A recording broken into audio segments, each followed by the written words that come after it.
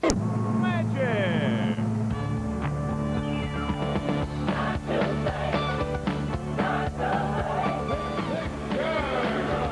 Number 14, Anthony.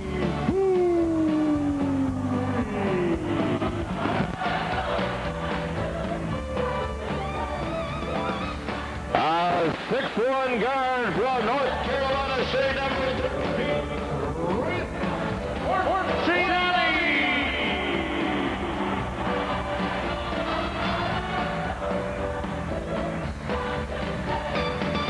6'1" guard from Georgia, number 11, Laterio Green.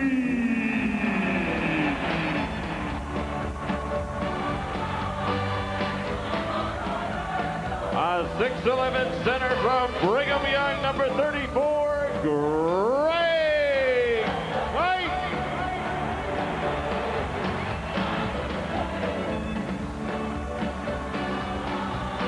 6'8" forward from LSU, number 35, Jerry Reynolds.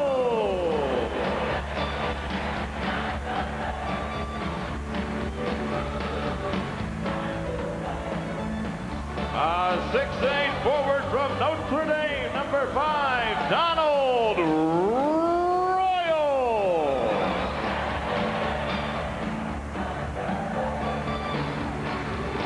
6'9" forward from Vanderbilt, number 31, Jeff Turner.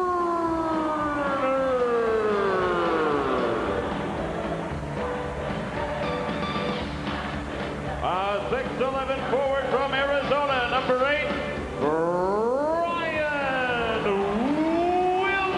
Williams.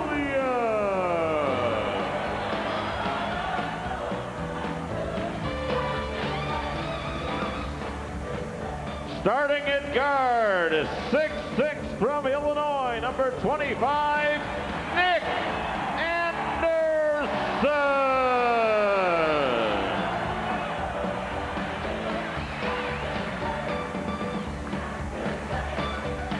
At the other guard, 6'1" from Michigan State, number 4, Scott Skiles.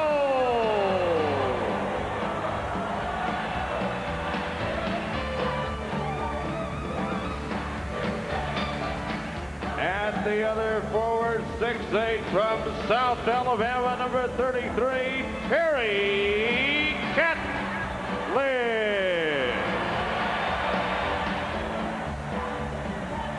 At the other forward, 6'8" from Georgia Tech, number 3, Greg Scott.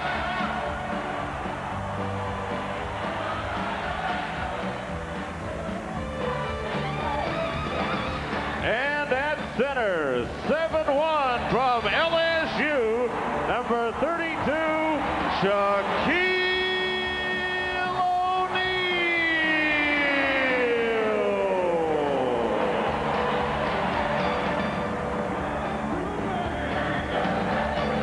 The trainer of the Magic is Lenny Courier, the assistant coach, Brian Hill, and the head coach of the Magic is Matt Hugan.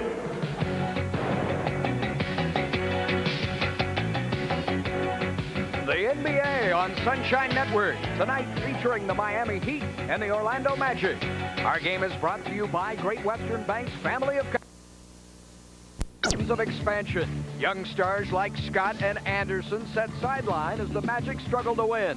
But year 4 began with a victory in the biggest game of them all, the lottery. Pick in the 1992 NBA draft goes to the Charlotte Hornets. And that means Orlando's got it. that the Orlando Magic will pick first in the 1992 NBA draft. Come on up, Pat.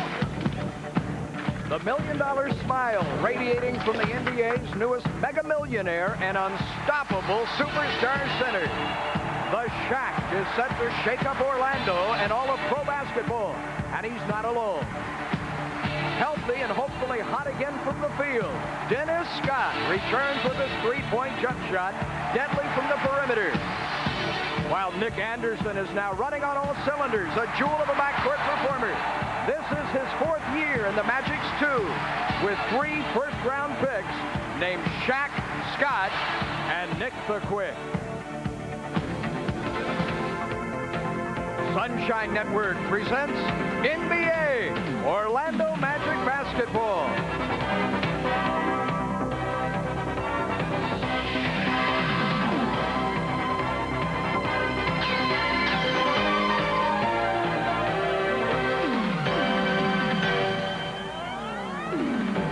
In the sold-out Orlando Arena tonight, the Miami Heat are maturing to Ronnie Cycli, an all-star center who answers the challenge of matching O'Neal. While this playoff team of a season pass used the draft to add a golden guard named Miner and looks to win in Orlando tonight. Welcome to our celebration of a New Year's arrival as the Heat meets the Magic.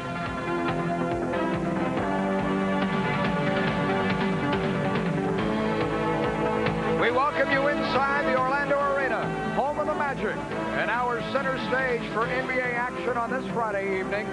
Tonight, more than 15,000 fans have purchased seats. Every ticket is sold as the Magic launch a new National Basketball Association season, hosting the Miami Heat. Hello once again and welcome to the NBA on Sunshine Network. I'm Paul Kennedy, your host this evening, and a pairing between two teams in Miami and Orlando from the Atlantic Division. Ought to be a great ball game as Shaq makes his debut. In time now to introduce you once again to our play-by-play pair.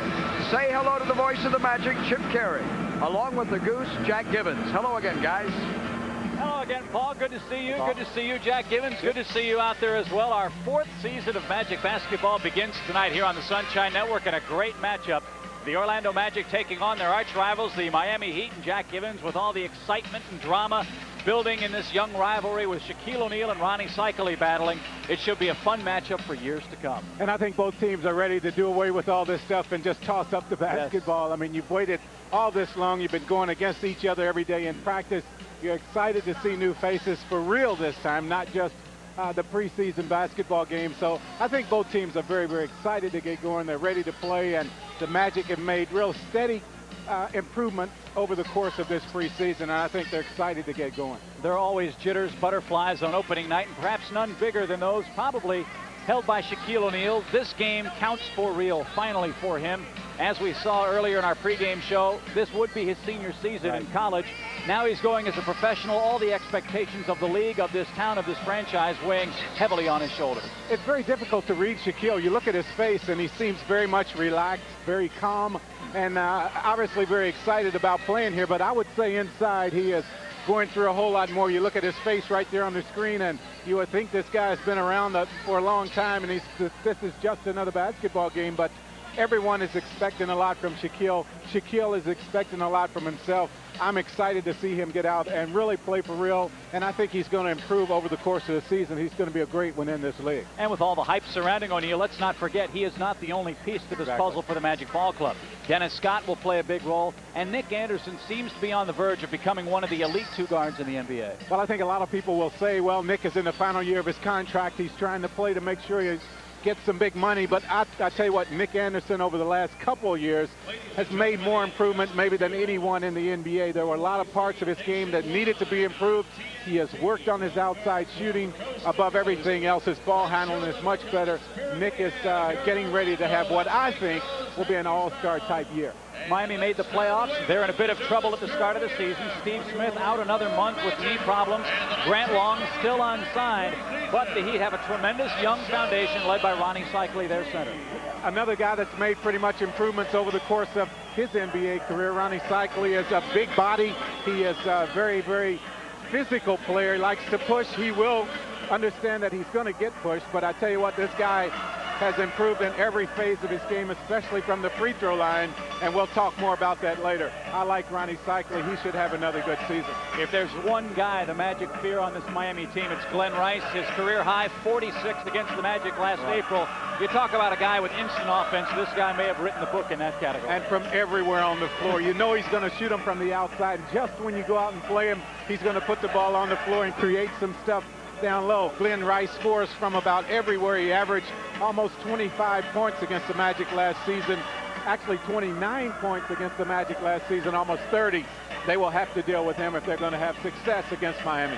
So those are the players we're going to keep a close eye on tonight. Here are the starting lineups for each ball club. Burton and Sally start up front for Miami. Ronnie Cycli is their center. Brian Shaw and Glenn Rice, the two guards. Shaw starting for Steve Smith, who, as we mentioned, out with knee problems.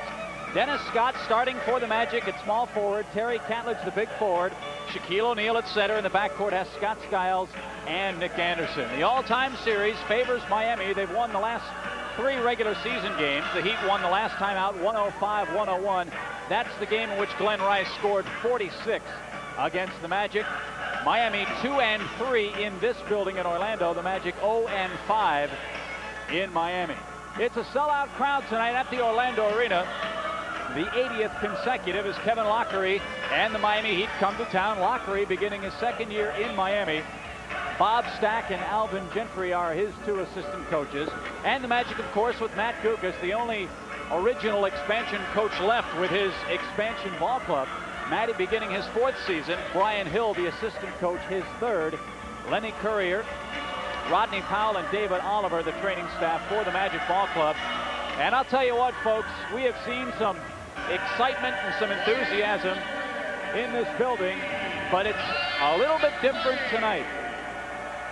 Another sellout crowd, 15,000 plus, everybody waving Magic towels, and it's an amazing sense of expectation, I think, for the fans in this arena tonight, Jack. And you have to wonder, will this club be able to achieve and all those expectations that the fans have put upon them? I hope they can. I think the fans found out in the preseason that they can't expect things to change totally over very quickly. It's going to take some time, and I think the Magic definitely will keep these fans excited.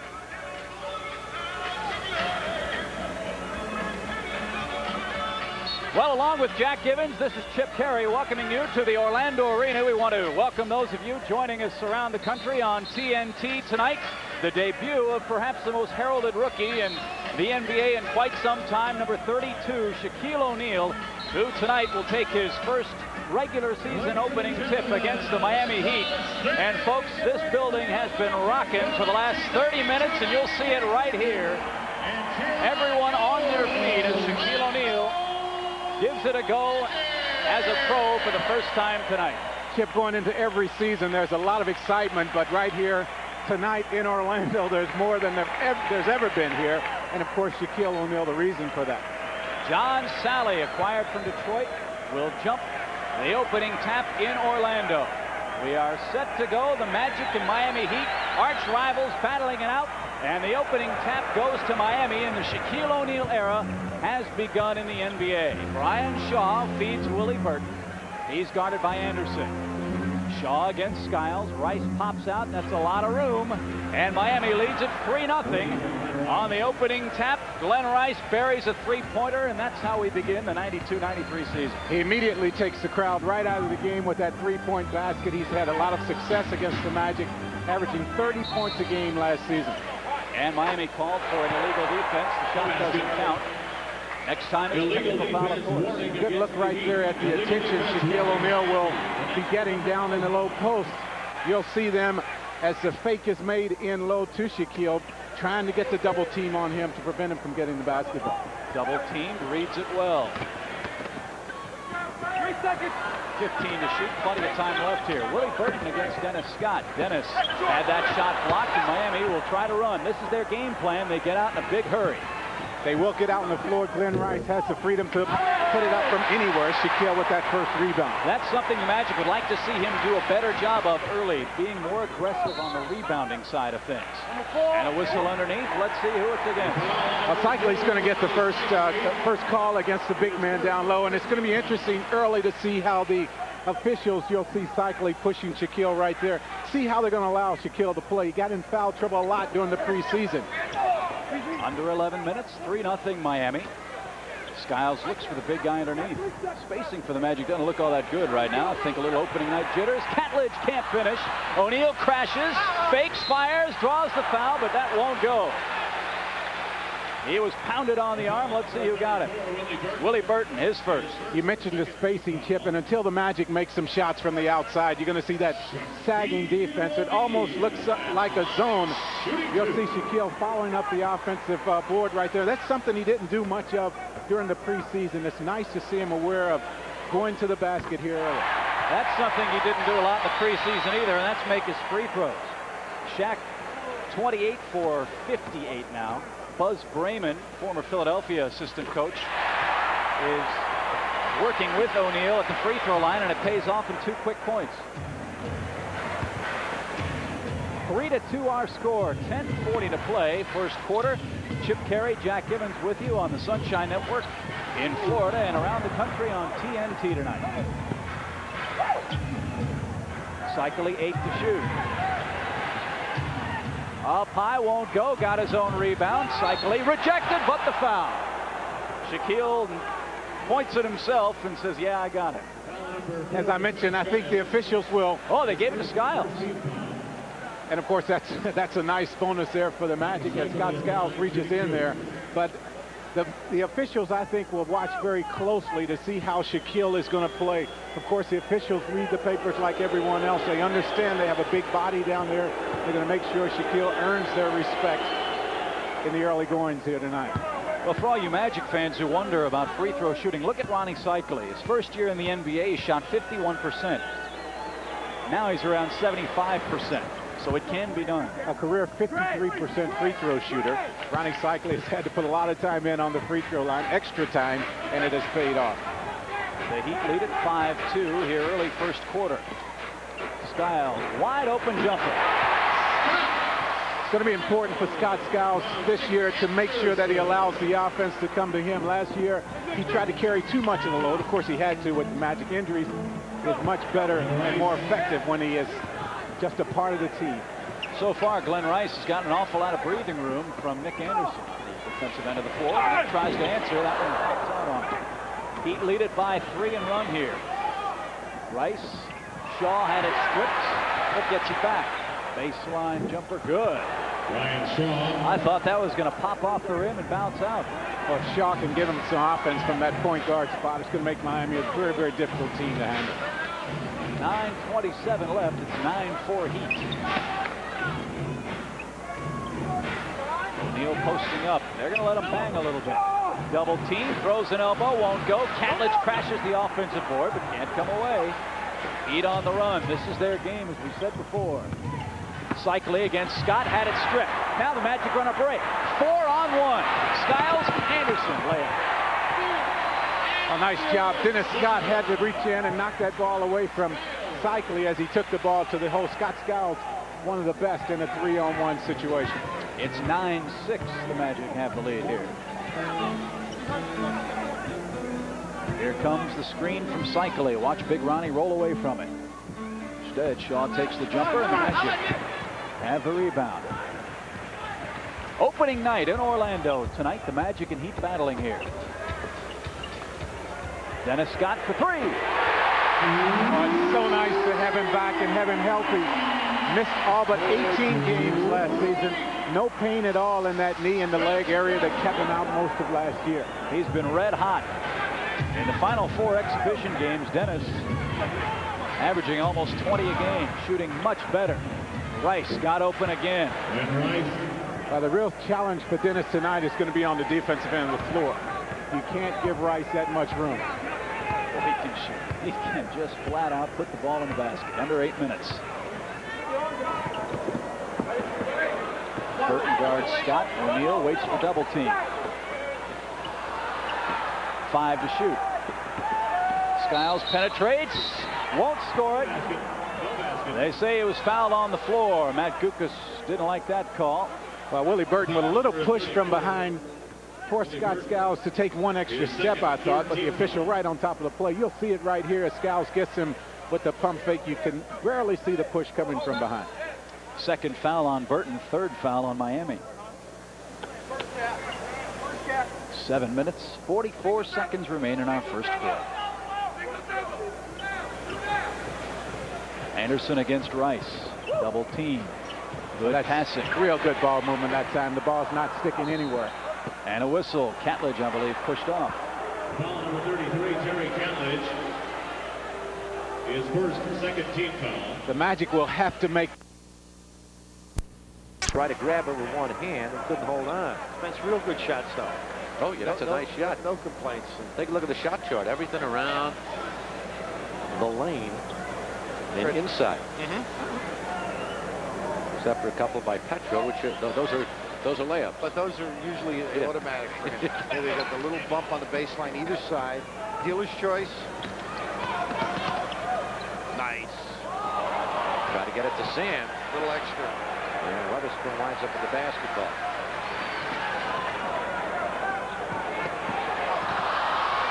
And Lang just couldn't hold on to it. It skimmed out of bounds, and it will belong to the Nets with 5:42 left in this first quarter. Nets lead it by 7, 18-11. Real good start to New Jersey. Anderson up, another terrific jump shooter. We mentioned how effective he is against the Nets, but Doug Moe likes big guys who can run, and Lang and Curry are two of that type. Morris, who's had the hot hand, with 12 points here in this first quarter. You can't say enough for being able to dribble the ball, though. Bad gamble by Morris. Turns it in. And here's Coleman to Morris. With a floater, no good. Rebound pulled down by Coleman. Can make the three. Nice play. Morris. Very unselfish by DC.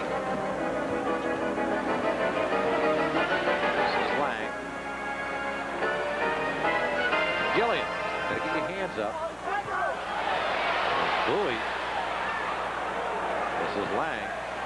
And Morris just all over the floor. Lang jams it home. He didn't get inside support, though. Sam wisely stayed away, though. If he goes out, he beats a baseline quickly.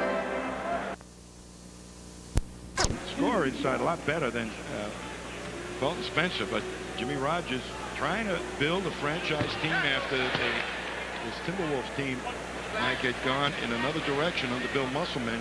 Musselman started out with CBA players. Jimmy's trying to do it with guys that are better prospects. 4 points off the bench for Longley gets his club within 7.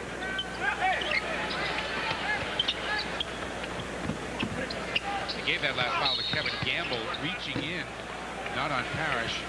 And Chuck Person picks up a foul on Gamble's drive. Now, we mentioned that this was a key matchup, Person against Gamble and vice versa.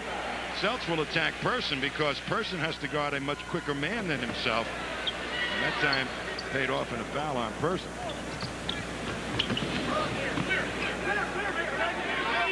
Reggie trying to work on glass. Longley and Bailey combine on the rebound.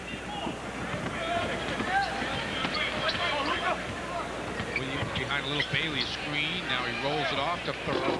Misses the jumper. Rebound Parrish quickly to Douglas. X's ahead of the field. Gets the ball inside. Makes the jump shot. Good hustle by McDaniel and a heads-up play by the little guy, Sherm Douglas, to make sure McDaniel got the ball. Michael Williams. Whoa!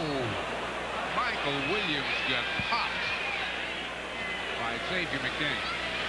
Well, there you're going to see some people being a little reluctant to go into the paint against this man.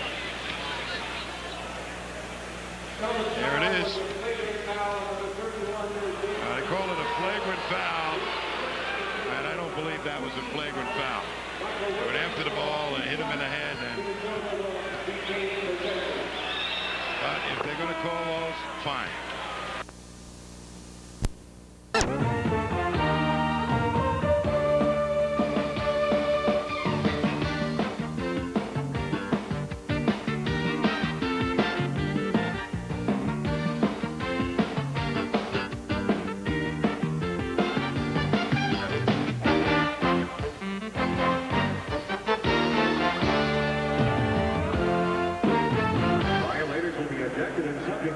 Welcome everyone to the Coliseum in Richfield, where a capacity crowd awaits the start of the 92-93 season, featuring the two-time world champion Chicago Bulls and, of course, the Cleveland Cavaliers.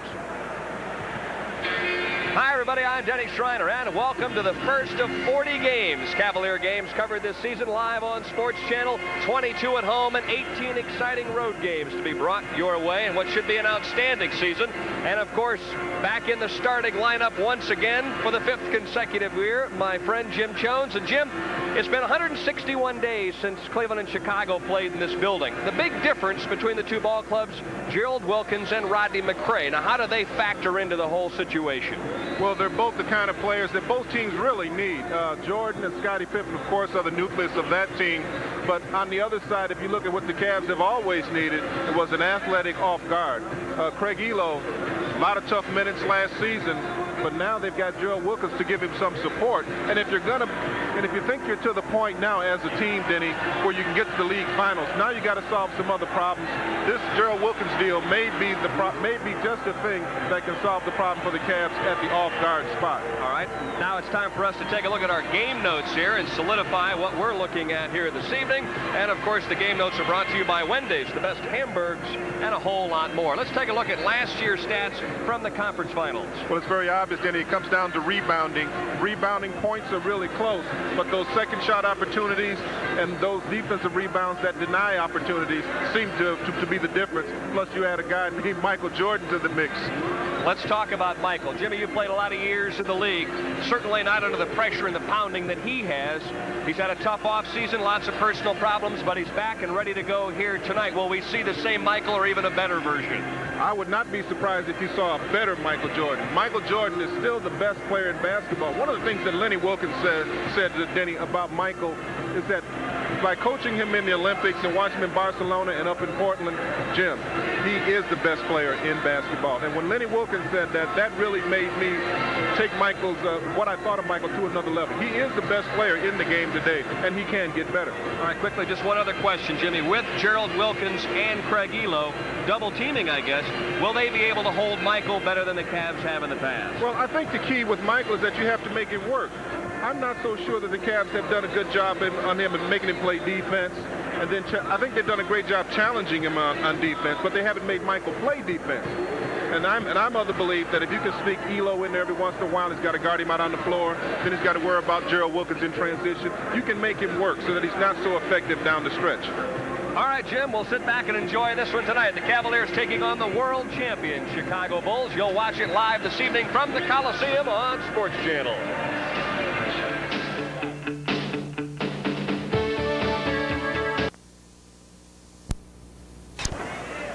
Rasmussen. Knicks look to run. Rivers for Oakley. Yes. The Knicks 11. The Hawks 4. Best thing Oakley did was get to the spot. He ran with the guards and got the ball. 6 unanswered points for the Knicks.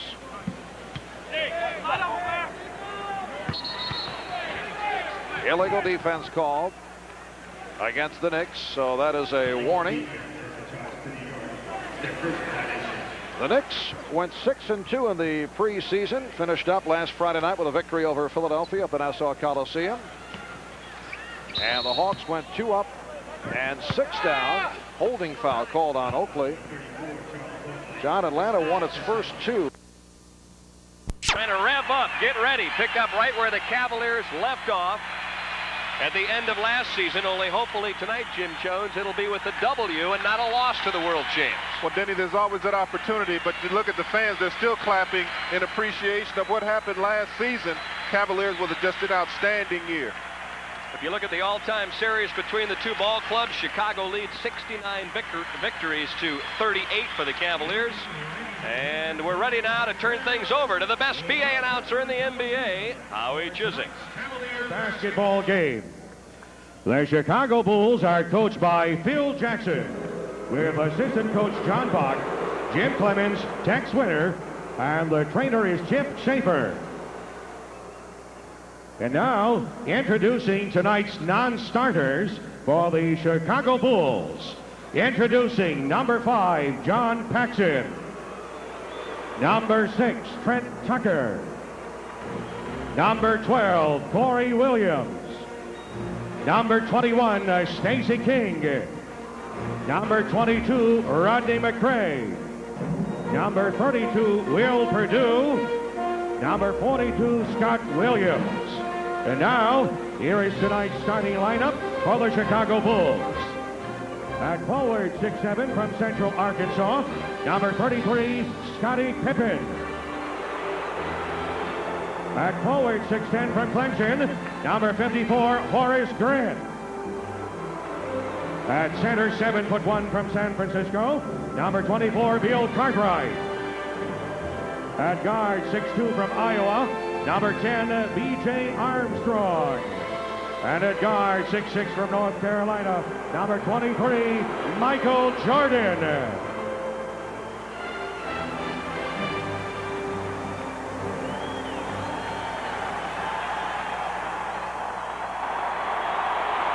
The Cleveland Cavaliers are coached by Lenny Wilkins, with assistant coaches Dick Helm, Brian Winters, and the trainer Gary Briggs. And now, ladies and gentlemen, up on your feet to meet your Cleveland Cavaliers. Introducing first of all, let's welcome number 4, Steve Kerr.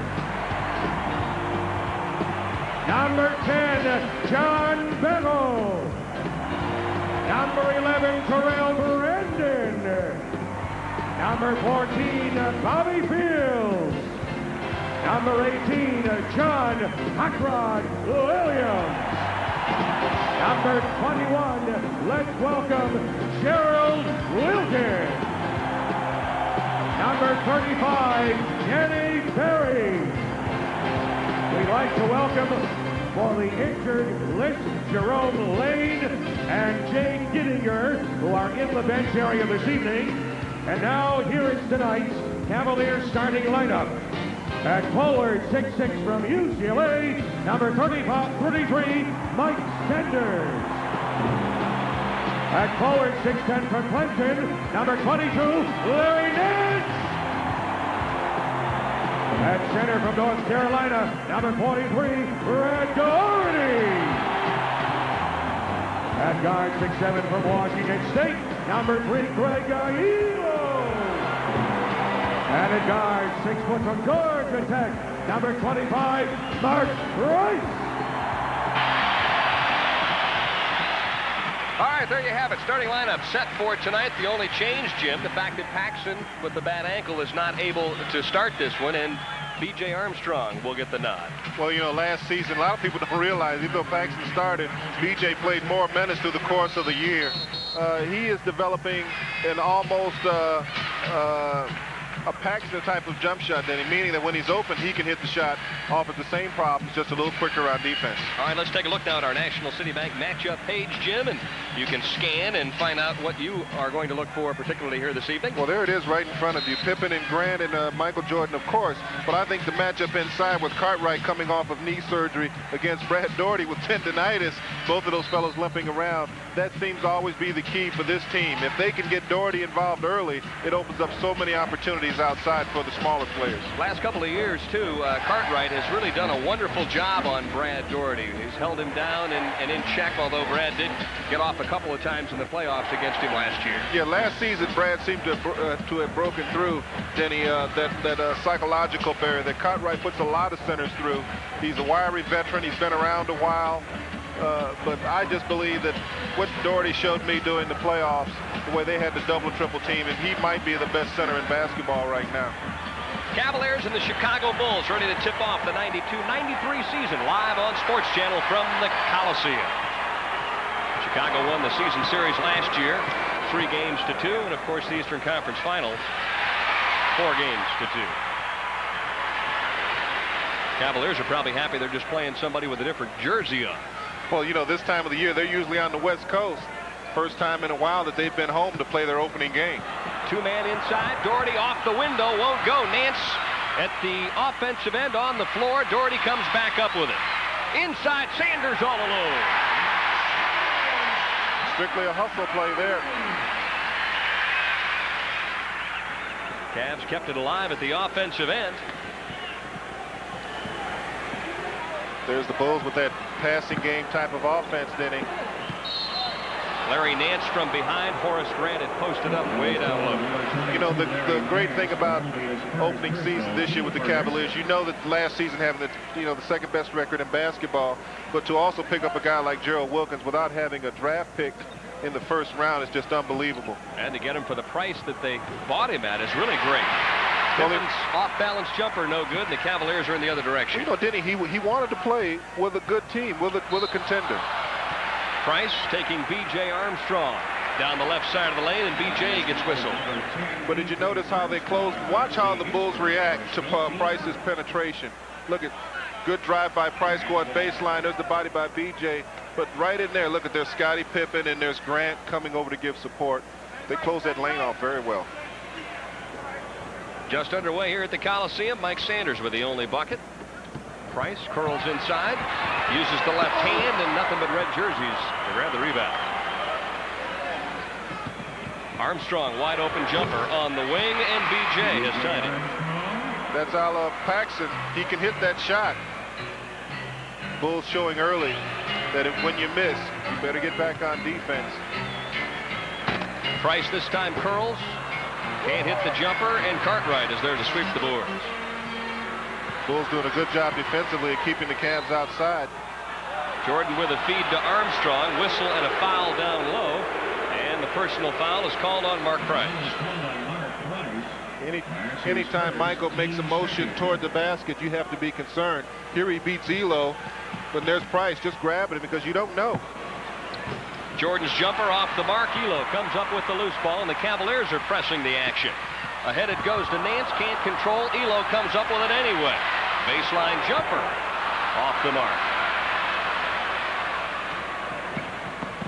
Pippen in transition on the wing, and it's nothing but nylon. And that's what they do so well. When you miss, when you take quick shots, the Bulls will run the ball back down your throat. They have the athletes to do it.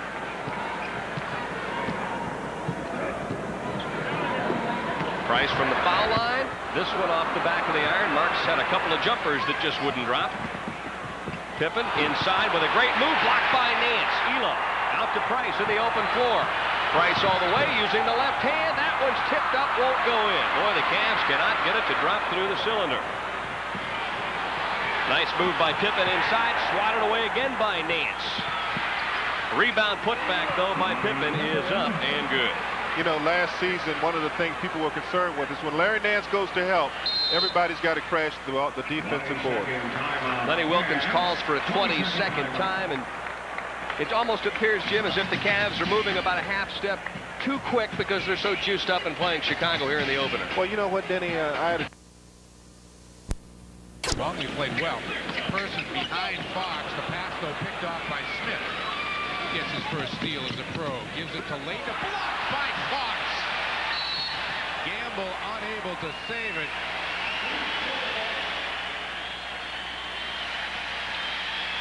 Here's great hustle in action as they're looking for the last man up the court, Leitner. Leitner never suspects that Fox is going to hustle back like that. And Ulrich back to his defensive gems. Gerald Glass comes back in for the Wolves. Doug West goes back out.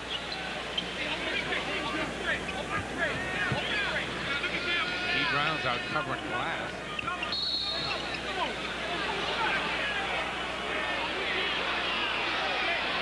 Didn't see it, T. Did you?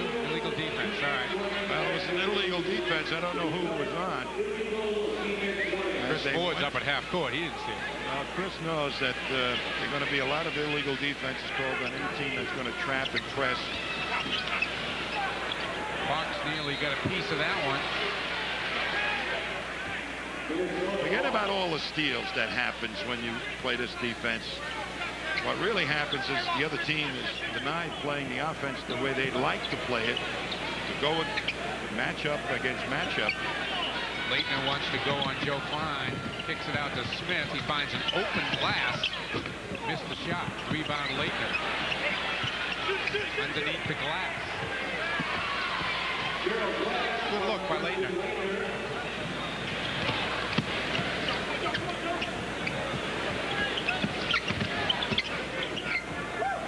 Brown pops out. Smith lost him for a moment. He misses the jump shot.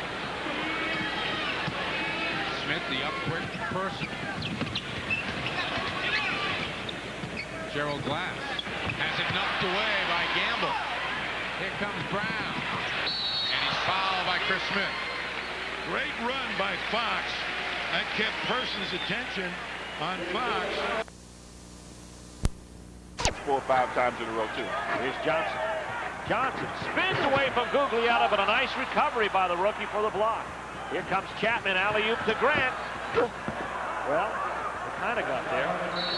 And the Hornets need a timeout. 6:33 left to go here in the first quarter of play. The Bullets have jumped up quickly on the Hornets, 17-9 here in Charlotte. With his rebounding, he can give you that second chance. It's his first basket in this game. 19-11. Washington by 8. Give and go, Newman and Johnson. Johnny's going to the foul line after he was fouled. Looks like Gugliotta will be the guilty party. It's a smart play by Johnny, Steve. You have a great shot blocker who likes to concentrate on doing that. So as opposed to going away from him, take it to him. Use his strength to his disadvantage. Johnny put the body between himself and Ellison, and Purvis keeps trying to block shots and getting fouled. He got his first. First to Ellison, not Gugliotta, as I said earlier. And Newman makes the first free throw. You saw the shooting percentage. Washington hit their first 5 before missing 3, and then they went on for 3 more. The defense got a little bit better by the Hornets. The first 5 were a little bit easy. 6 points for Johnny Newman on the 2 free throws. 19-16. Washington in the lead. 19-13 rather. By 3. By 6. We'll get it right. Here's Chapman. Arithmetic was never one of my strong points. Gugliotta finds Ellison on the cut. And Ellison gets the basket. That's a patented passing game basket. Well, he beat Gaddison to the spot. Here's a patented passing game lay-in by Johnny Newman, and he is fouled as he went through. Again, Johnny Newman says, you're going to try to block every shot. I'm going to make you pay for your aggressiveness. Went right to the basket, uses his body very well. Watch the way he takes the arms to keep the player off. Maybe too much, but that's the call you get in Charlotte. So Wes Unseld, no need to complain. J.R. Reed is into the ball game, and going out will be Kenny Gaddison. Kenny allowed Ellison to get too low down in the paint, and I guess Allen Bristol wants to get a little bit more bulk in there and let J.R. Reed put the body on Ellison. Ellison's a great player, but he's a little thin. Johnny gets another pair, and it is 21-16. The Hornets are trying to put a little bit more pressure, and they have to, Steve. We talked about the turnovers. I don't think they've forced but 1 or 2. 11 points for Johnny Newman. 5-point lead now for Washington. Harvey Grant in the corner. Tries to get by Reed and does. Not good defense. Anytime you give the baseline up, you know you played poor defense. Hornets trail by 7 again. Reed finds Johnson. Gugliotta's done a good job keeping him away from the basketball. Here's Bogues. Gill over Chapman for 2. Well, that's going to be a good matchup because Kendall will be able to get his shots off too. 23-18. I'm not shocked. I'm shocked at that. Here's Ellison.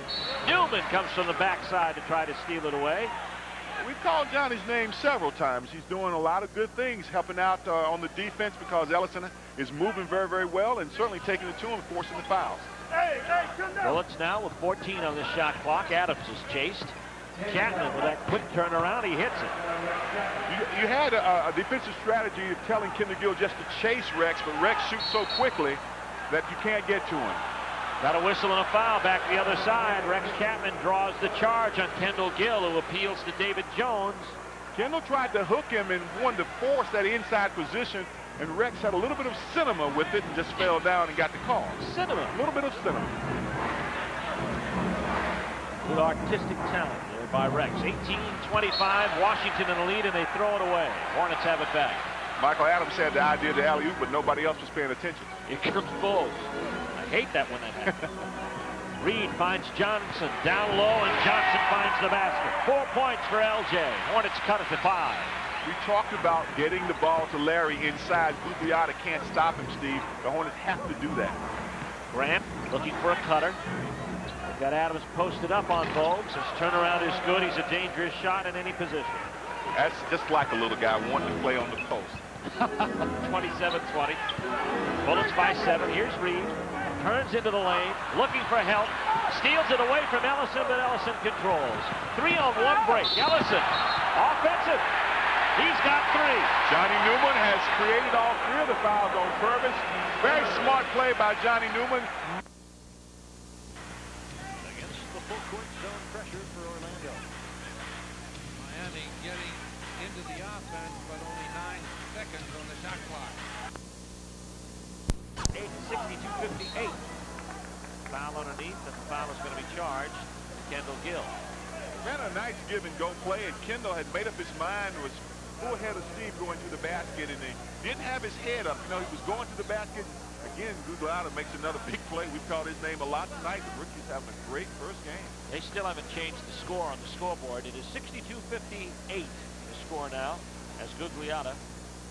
See him there. The rookie has looked pretty good, and now there's more scoring malfunction. Jack Madden will come to the bench. You know about Gugliotta, I really think that he has not lucked out, but he found himself very fortunate. We talked about him holding out and not making quite as much money as he thought he was going to get, Steve. And then they brought in Don McClain. I thought they were going to let Gugliotta go to Europe. This copyrighted broadcast is presented by the authority of the National Basketball Association and the Charlotte Hornets. It's intended for the private, non-commercial use of our audience. Any publication, reproduction, retransmission, or other use of the pictures, descriptions, and accounts of this game without the express written permission of the NBA and the Charlotte Hornets is prohibited. You know, you talk about the wiring. Yes. And this is the first night. There have been 2 games here, and they've been exhibition, and it does take a while to get everything in sync. Well, I don't think they've rung up Rex Chapman's 3 here yet. 62-58 is the score I'm keeping. Until someone proves me wrong. Adams down low, goes to Purvis Ellison. Turns on Kenny Gaddison. Hits after a spell. 62-60 should be the score now. Got low post position, and nobody came to help Kenny out. And he's going to have to get some help because Ellison is so much taller. Hornets led at one point by 13. It is shriveled to 2. Gaddison. They swing it. Down to Newman. Back to Johnson at the top. Newman for 3. Gill with a rebound. Must be very difficult. Now, the Hornets don't have that shot clock, so they have to verbally hear how much time is left. And I think that's a little distracting, but they made it work. 64-60. Ellison. Off to Chapman. Quick shot over Gill. And that's a brick. That's exactly, if you'll hear me describe it again, that's how it is. Newman cuts through from Muggsy Bogues. Jay News got 17. If the Bulls score, this three-pointer will still tie. Everybody on their feet at Richfield. Michael Jordan has broken their heart in here how many times? Will he do it again? Elo fouls him. If he does it, it'll be from the free throw line this time. That's a horrible foul. He had the foul to give. That's a horrible foul, though, Bob, because it resets the shot clock, and Chicago does not have to shoot the ball now. It's 24-3. Now they have to take a foul. That's a bad play. The foul to give, given at the wrong time. That's a 20-second timeout. Bulls by 1 with 24.3 remaining in this game. It's been a struggle tonight for Craig Elo. You know what I think that it's going to be a real struggle for Craig Elo. I think he has to be careful not trying to do too much because Gerald Wilkins is on the team right now. I think he just has to be Craig Elo. And because he can help this team in so many ways. You know, offensively, he can do so many things with his versatility. But here's the last offensive rebound. Michael Jordan, the shot is missed. And there he is, right on the spot to lay it up. You saw Elo had a hold of Jordan. Jordan is so strong, it didn't even faze him. He went in and got the ball anyway and laid it in easy. All right, let's talk about free throw shooters. B.J. Armstrong, excellent. Michael Jordan, normally a very good free throw shooter. Horace Grant, not. Cartwright, not. Pippen, fair. So right now they're going to make him foul Michael Jordan. He's going to have to get the foul. He might as well take it right now because the clock's going to wind down. You better take it. They couldn't even get to him. You better foul him. Finally, with 12.3 remaining in the game. That's why that other foul hurt so much, Bob, because now you're down to 12 seconds. If Michael makes both of these, it's a three-point game. There's a sign in one of the offices here at Richfield Coliseum that says, Michael Jordan is the devil. 27 points tonight, 3 out of 4 from the line, 4 out of 5. It's a 2-point game. Jordan sporting the new Dream Team goatee. Gets them both. 3-point game. 12.3 remaining.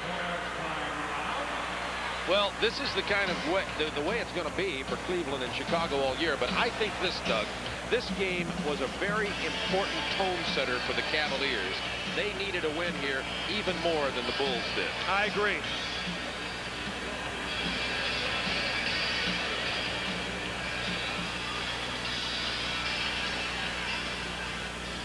And the game at Milwaukee, I think they'll win those games, be 6-0.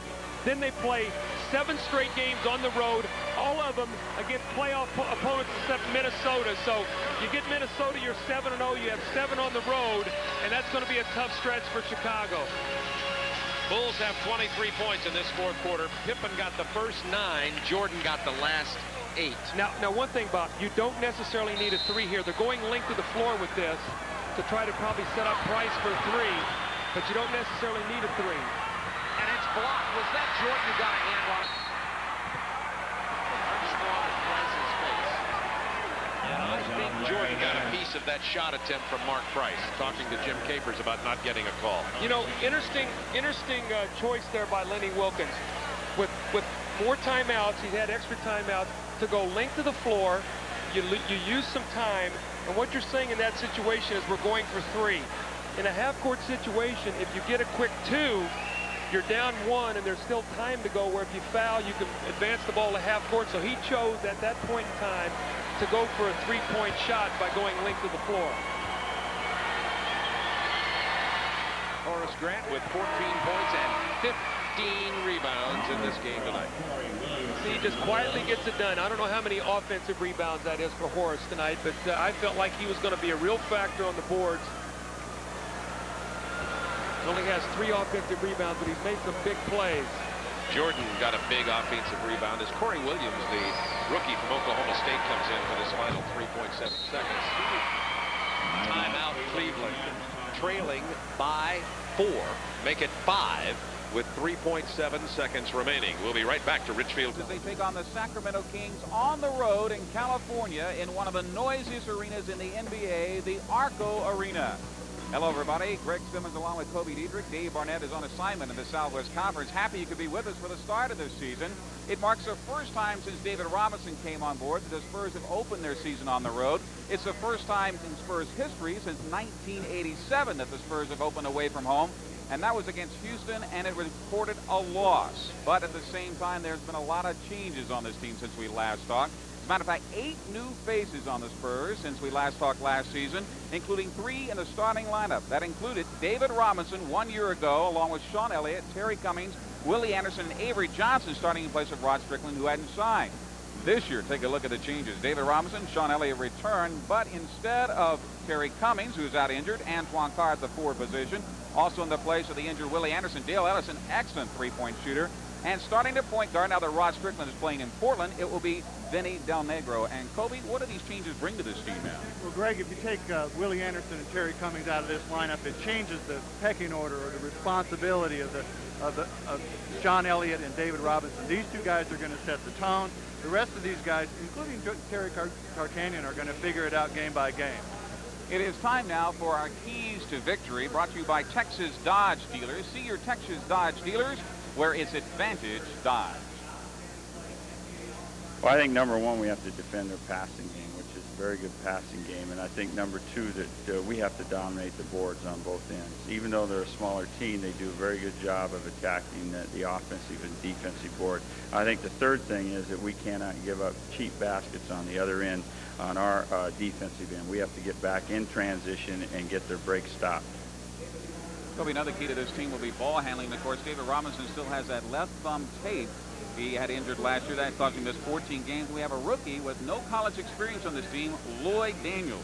Well, David has his hand taped in sort of an open position. He's banged it a couple of times. He seems to be able to catch it and shoot it and pass the ball effectively. Lloyd Daniels, you're seeing an unusual situation. He is one of the rawest talents that you'll ever see come into the league. Great talent. He'll make mistakes. He'll make great plays. And we'll think you like watching them along with the rest of the team. And keep in mind, the Spurs also bring in a new coach this season. He's a 62-year-old rookie, but he's got the college credentials to prove it, Jerry Tarkanian. And when we come back, we'll have the opening tip-off of tonight's season opener. From Sacramento, it's the Kings and the Spurs. Down it goes to Hardaway. He's got Mullen on the right. Mullen double teamed immediately by Humphries and Jeff Malone. Swings it to Hardaway for three. He can't connect, but Sprewell is there for the rebound. Finally, Karl Malone. You see some players in blue? Some athletes. Yep. Here's Karl Malone. He had Tyrone Hill. Again, terrific defense, but Ty Corbin is there. 6 points for Corbin. 88-79 Warriors. 3 minutes to go in the third. Hardaway tries to dig in, but a timeout is called by Don Wilson. 2:59 to go in the third. The score, the Warriors 88, the Jazz 79.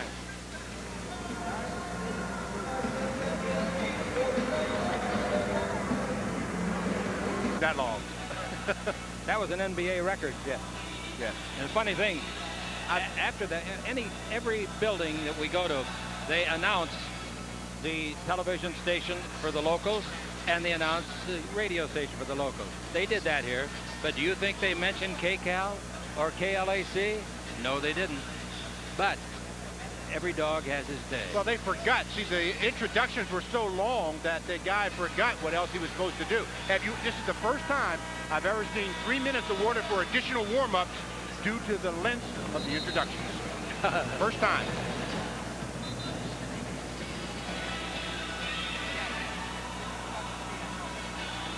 Well, let's look at the officials for tonight's ball game. These guys do a remarkable job, and tonight we have an alternate.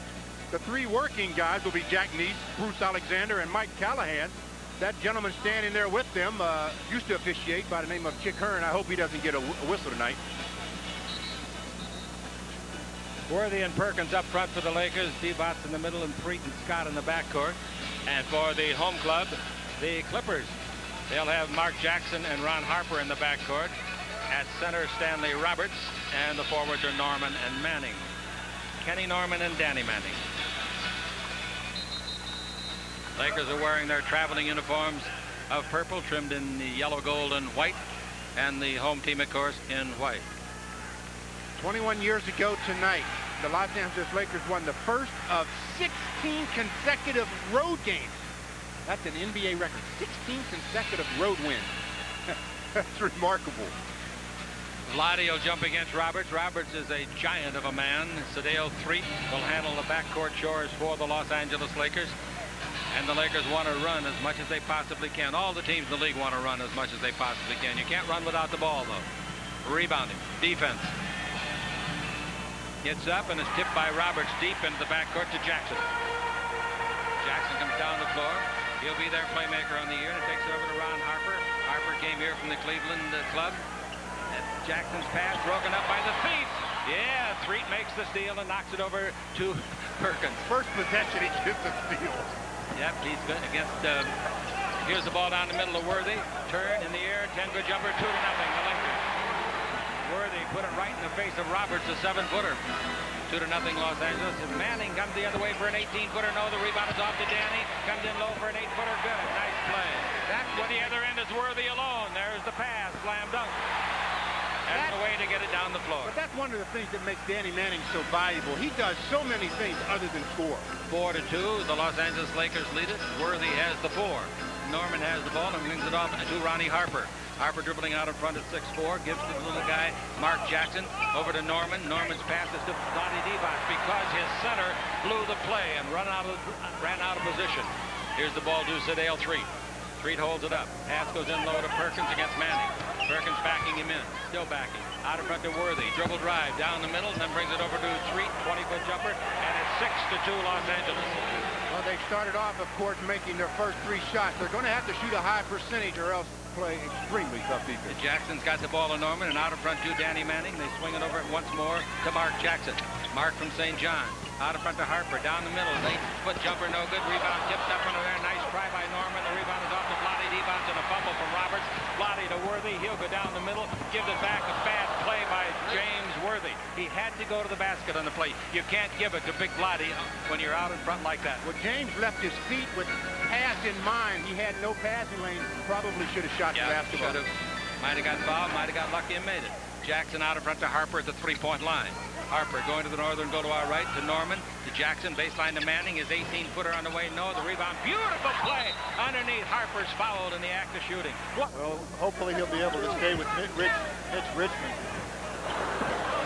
Shot by Richmond is a little long, but the putback is good by Lionel Simmons. The foul is called on the Spurs, Lloyd Daniels. Both teams right now with the small lineup, they have their 7-footers out of the game. It's going to be important to rebound effectively. Both teams sort of isolating that. Sacramento going to a 3-man game. They had Walt Williams and Lionel Simmons completely out of the paint. They were running a 3-man game with Tisdale and Mitch Richmond and Spud Webb. The Spurs have been doing a similar thing the whole first quarter here. We're trying to isolate one-on-one on the low box. And as Green checks out, Larry Smith checks in. They apply the full court pressure, something everyone has scouted in the Clippers game. Daniels gets the ball up. Now he looks for help.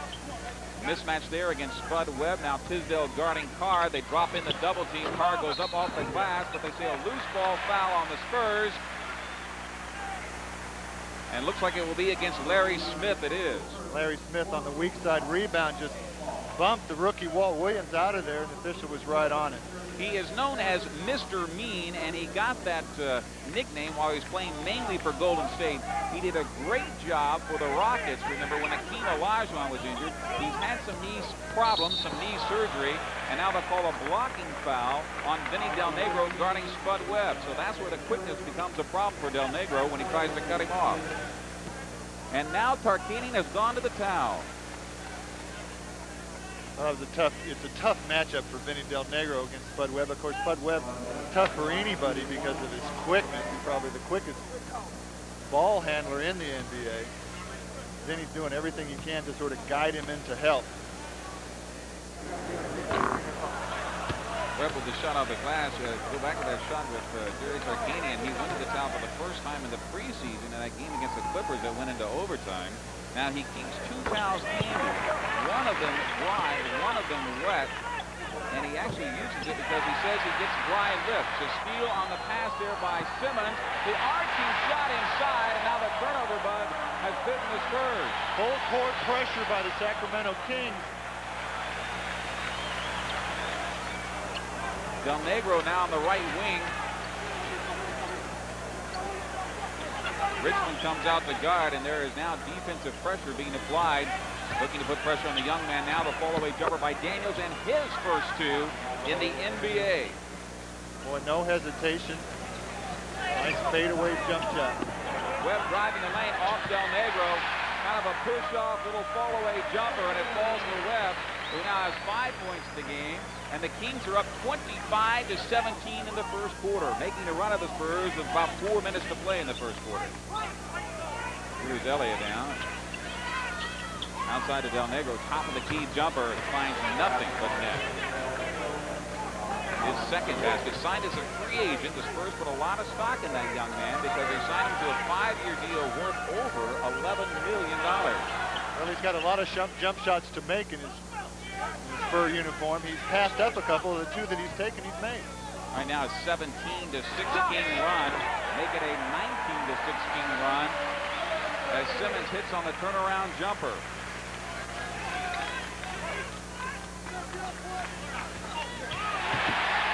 The pass is stolen by Williams again in the corner. The bounce pass over to Richmond, going up for 2. There you see a glimpse of what the Kings like about Williams. Nice full court bounce pass off the dribble. That's something you didn't see a lot of from the Kings years ago as a transition game, and now that's been installed with Gary St. Jean. Carr tries to go inside, but the foul is down on the floor before he goes up, and that'll go on Tisdale. That is hit. So that is the 3rd basket tonight. 6 points in the first quarter by Del Negro, and the Spurs close the gap with an 8 now with just under 3 minutes to play in the first quarter. Webb now looking to feed Richmond on the right wing. Guarded by Daniels here. And an illegal defense is called. It will go against Vinny Del Negro, who had dropped off Webb into the lane. And that is a warning, of course. The next one will be a technical foul. We have a timeout on the court. Timeout charge of the Spurs with the score. Kings 29, the Spurs 21, 2:48 to play. Back with more of the first quarter and the season opener after this.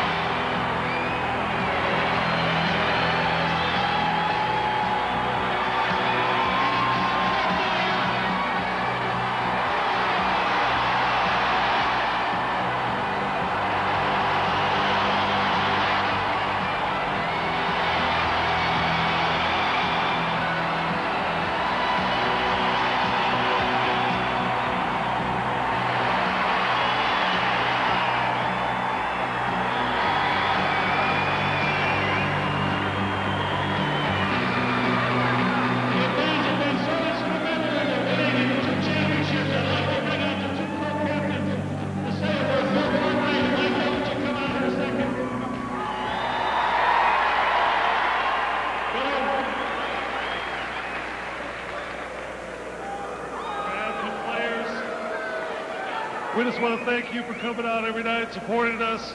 And one reason why we're standing down here again is because of all you fans coming out every night and supporting us. And with your support, we'll be right back here again next year.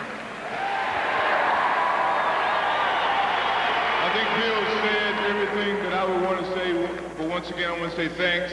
It's been 8 years, going into my 9th year, and we got 2 championships, and hopefully we got a lot left. And as long as you guys continue to support us, our hard work is always going to be on the basketball court, and we're going to try to cherish everything that we have accomplished thus far, and hopefully we can bring more and more championships to Chicago. Thanks.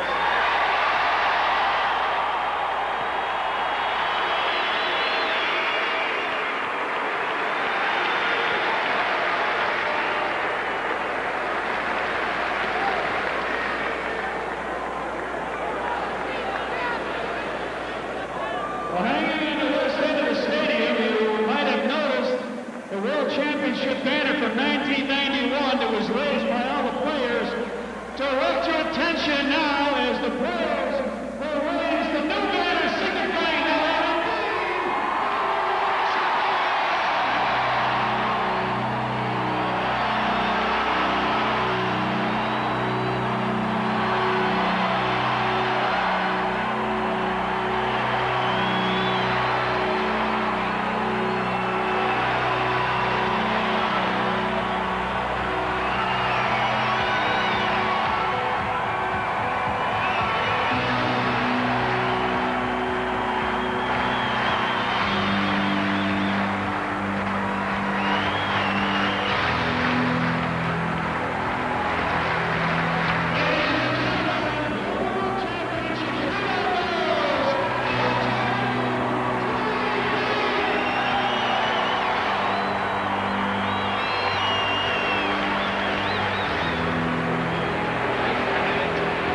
Three-peat seems a long ways off for the Bulls. If any team is, are certainly capable of pulling off a tremendous feat like that. We appreciate you joining us tonight for the champions return here on WGN. The game will be starting in just a few moments. The Bulls and the Atlanta Hawks here on WGN.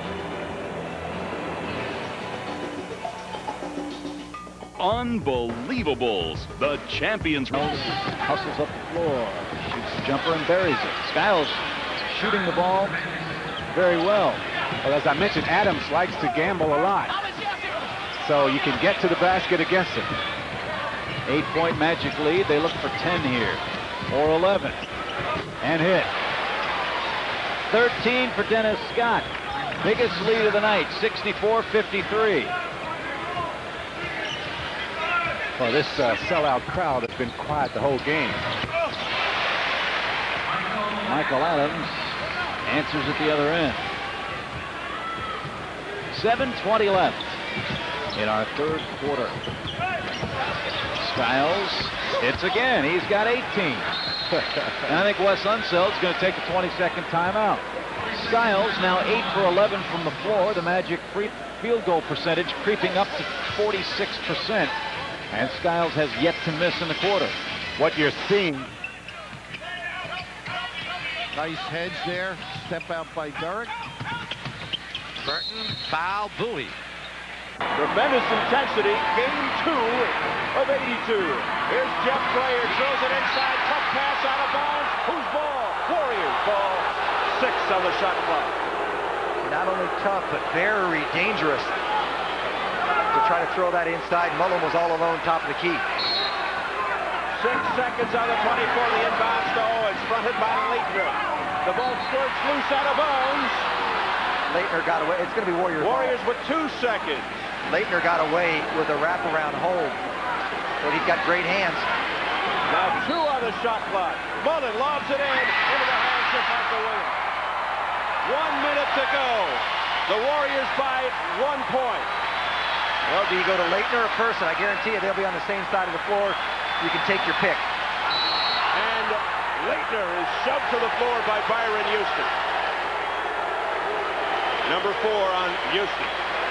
And one of the great free throw shooters in the game already, Christian Leitner.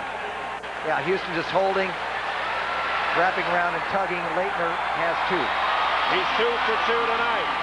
An opportunity to give Minnesota the lead with 51.6 seconds remaining.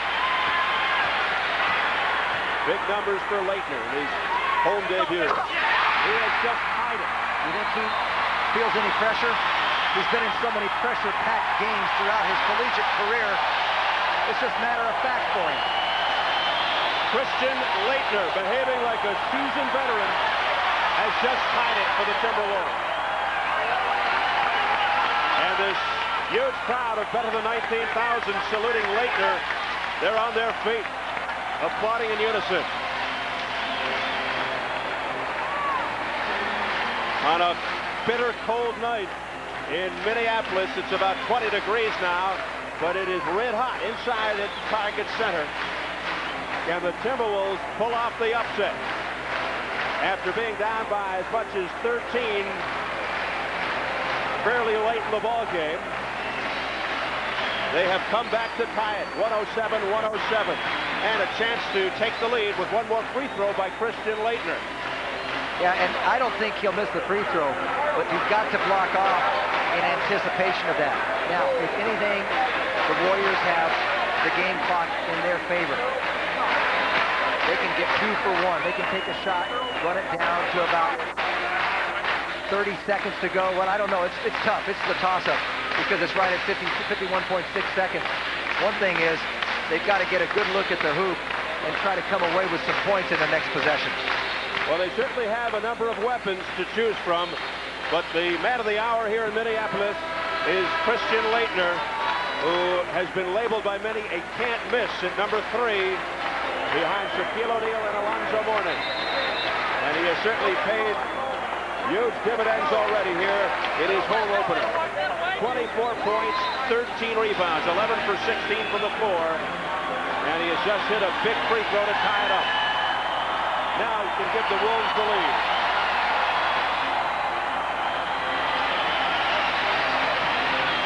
Leitner makes his way to the free throw line. You see the story. And Nelly's opting to leave. Byron Houston, the rookie, has not brought that spree well.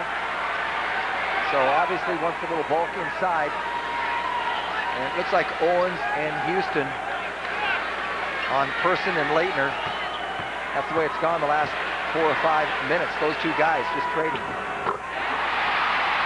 Money in the bank. the Wolves lead by 1. Under 50 seconds remaining.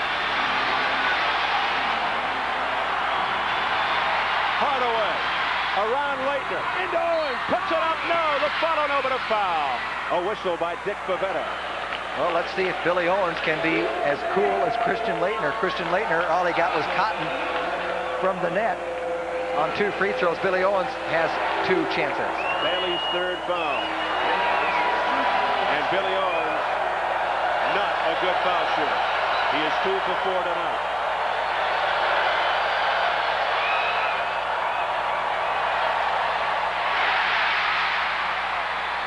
The best he can do now is tie.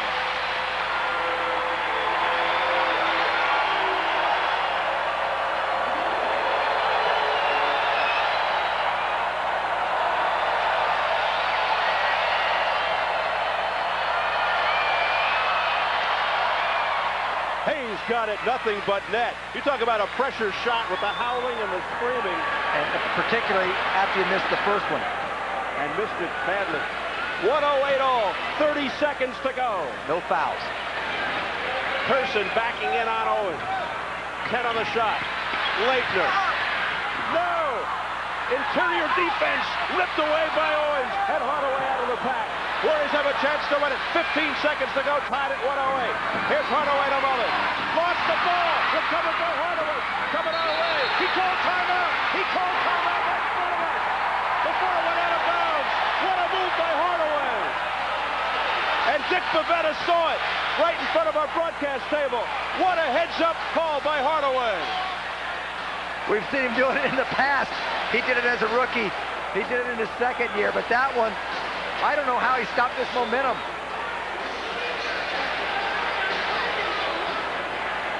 Leitner just got too far underneath, could not get it in.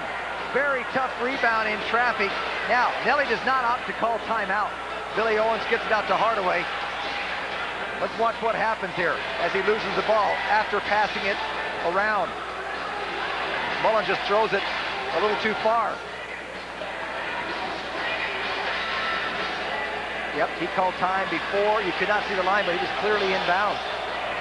We've seen him do that time and time again. This time we were actually able to read his lips, and I think I even heard him say it. Yeah, he was 2 feet from us right in front of the bench, the booth here. But, you know, it's interesting. He's got to rely on Dick Bavetta, the official at the moment, to blow the whistle because he stopped the possession of the ball and he actually traveled with it. So if they don't call a foul, it would have been a traveling violation, even if he hadn't gone out of bounds. And I guess officials, like other players, know tendencies as well, and they've been around Hardaway when he's done that in the past. Yes. So that counts for something. That really does. And a good veteran move by Dick Bavetta there in the middle of your screen. Very pensive referee, Dick Bavetta. So still knotted at 1:08. 8.9 seconds to go. It will still be Warriors basketball as they are really taking their time in the huddle now. In front of us, Eddie Rush blows the whistle, says, let's get it on. The Warriors want to make sure they've got this one planned out correctly. Warriors don't want to go to overtime. They have one more timeout, as does Minnesota. The only change here, Jim, I noticed Judd Bushler inserted. So it's Mullen, Grayer, Hardaway, Owens, and Bushler. Tied at 1:08. Billy Owens off to the right of our broadcast table. Here's your time remaining, 8.9 seconds. And then it goes to Grayer. Over to Hardaway. He takes a peek at the hoop. 5 seconds to go. Over Williams for 3. No.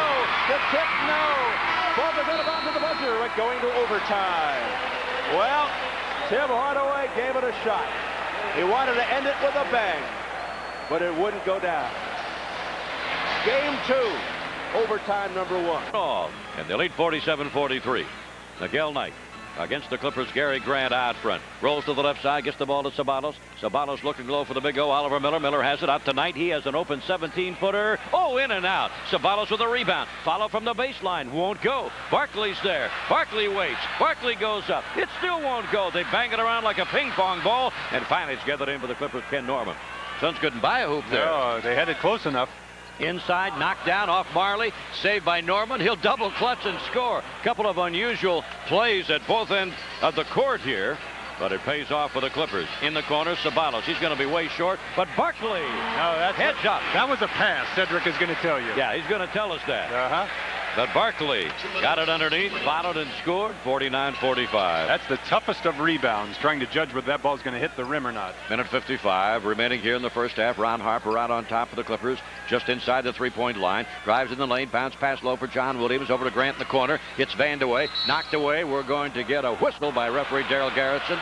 And reaching in and picking up the foul will be Cedric Sabalos of the Phoenix Suns. Phoenix with a 4-point lead, and both of... Well, let's see if they go for all the marbles here with Chuck Person launching a three to try to win it. 16.2 seconds, Golden State by 2. Here we go. The rookie, Chris Smith, brings it down against Tim Hardaway. You see the time remaining. It's down to 5. Person, 2 men on Person. He launches from 3. It's no good. Time runs out. The Warriors win. The Warriors win it in overtime, and Chuck Person did try to win it with a three-pointer. And he walks off, as do the Timberwolves, 0-2, but the Golden State Warriors go out to 2-0 to start the season, winning both games on the road. Final score in overtime, the Warriors 121, the Timberwolves. So kind of a 2-for-1 in the final minute. Yeah, but what standout performances again we've had by the big players, the all-stars on this team, whether it's Kevin Willis or Dominique Wilkins. Look at the Bulls here in the 4th period of play. And they just change it up now to make it 99 apiece. 31-19 in the 4th period for the Bulls. Well, a free throw made is a big one. A free throw missed is a big rebound sitting up on that rim. Bulls must come down with it if there is a miss. There isn't. 10 points for Snoop Graham. 55 seconds, time winding down, now down to 50 seconds remaining to be played. Time left in the game in the right-hand corner of your screen.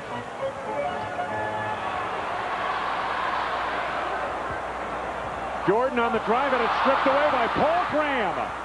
What a big 4th quarter he has played. Hawks can take the lead. And to add to their lead, I should say. They lead by 1. Bulls can't foul. Don't foul them. Mookie Blaylock on the drive. Loose down low. Bulls still have a chance. They trail by 1. No timeout. They're not going to take one. They're going right after it. Time winding down to this ball game. No shot clock. Game clock, right-hand corner. Here's Jordan going to work on Blaylock. Jump ball. Jump ball. Jump ball. A jump ball. Michael tried to get it off. They came from the back. Hawks lead by 1 and a jump ball. Timeout. Oh, man. Bulls in deep trouble now. 1 second on the clock. Well, take a look at it. Michael down there. All know he's going to go. Here they come in. And Wilkins from the back blocks the shot. Cleanly.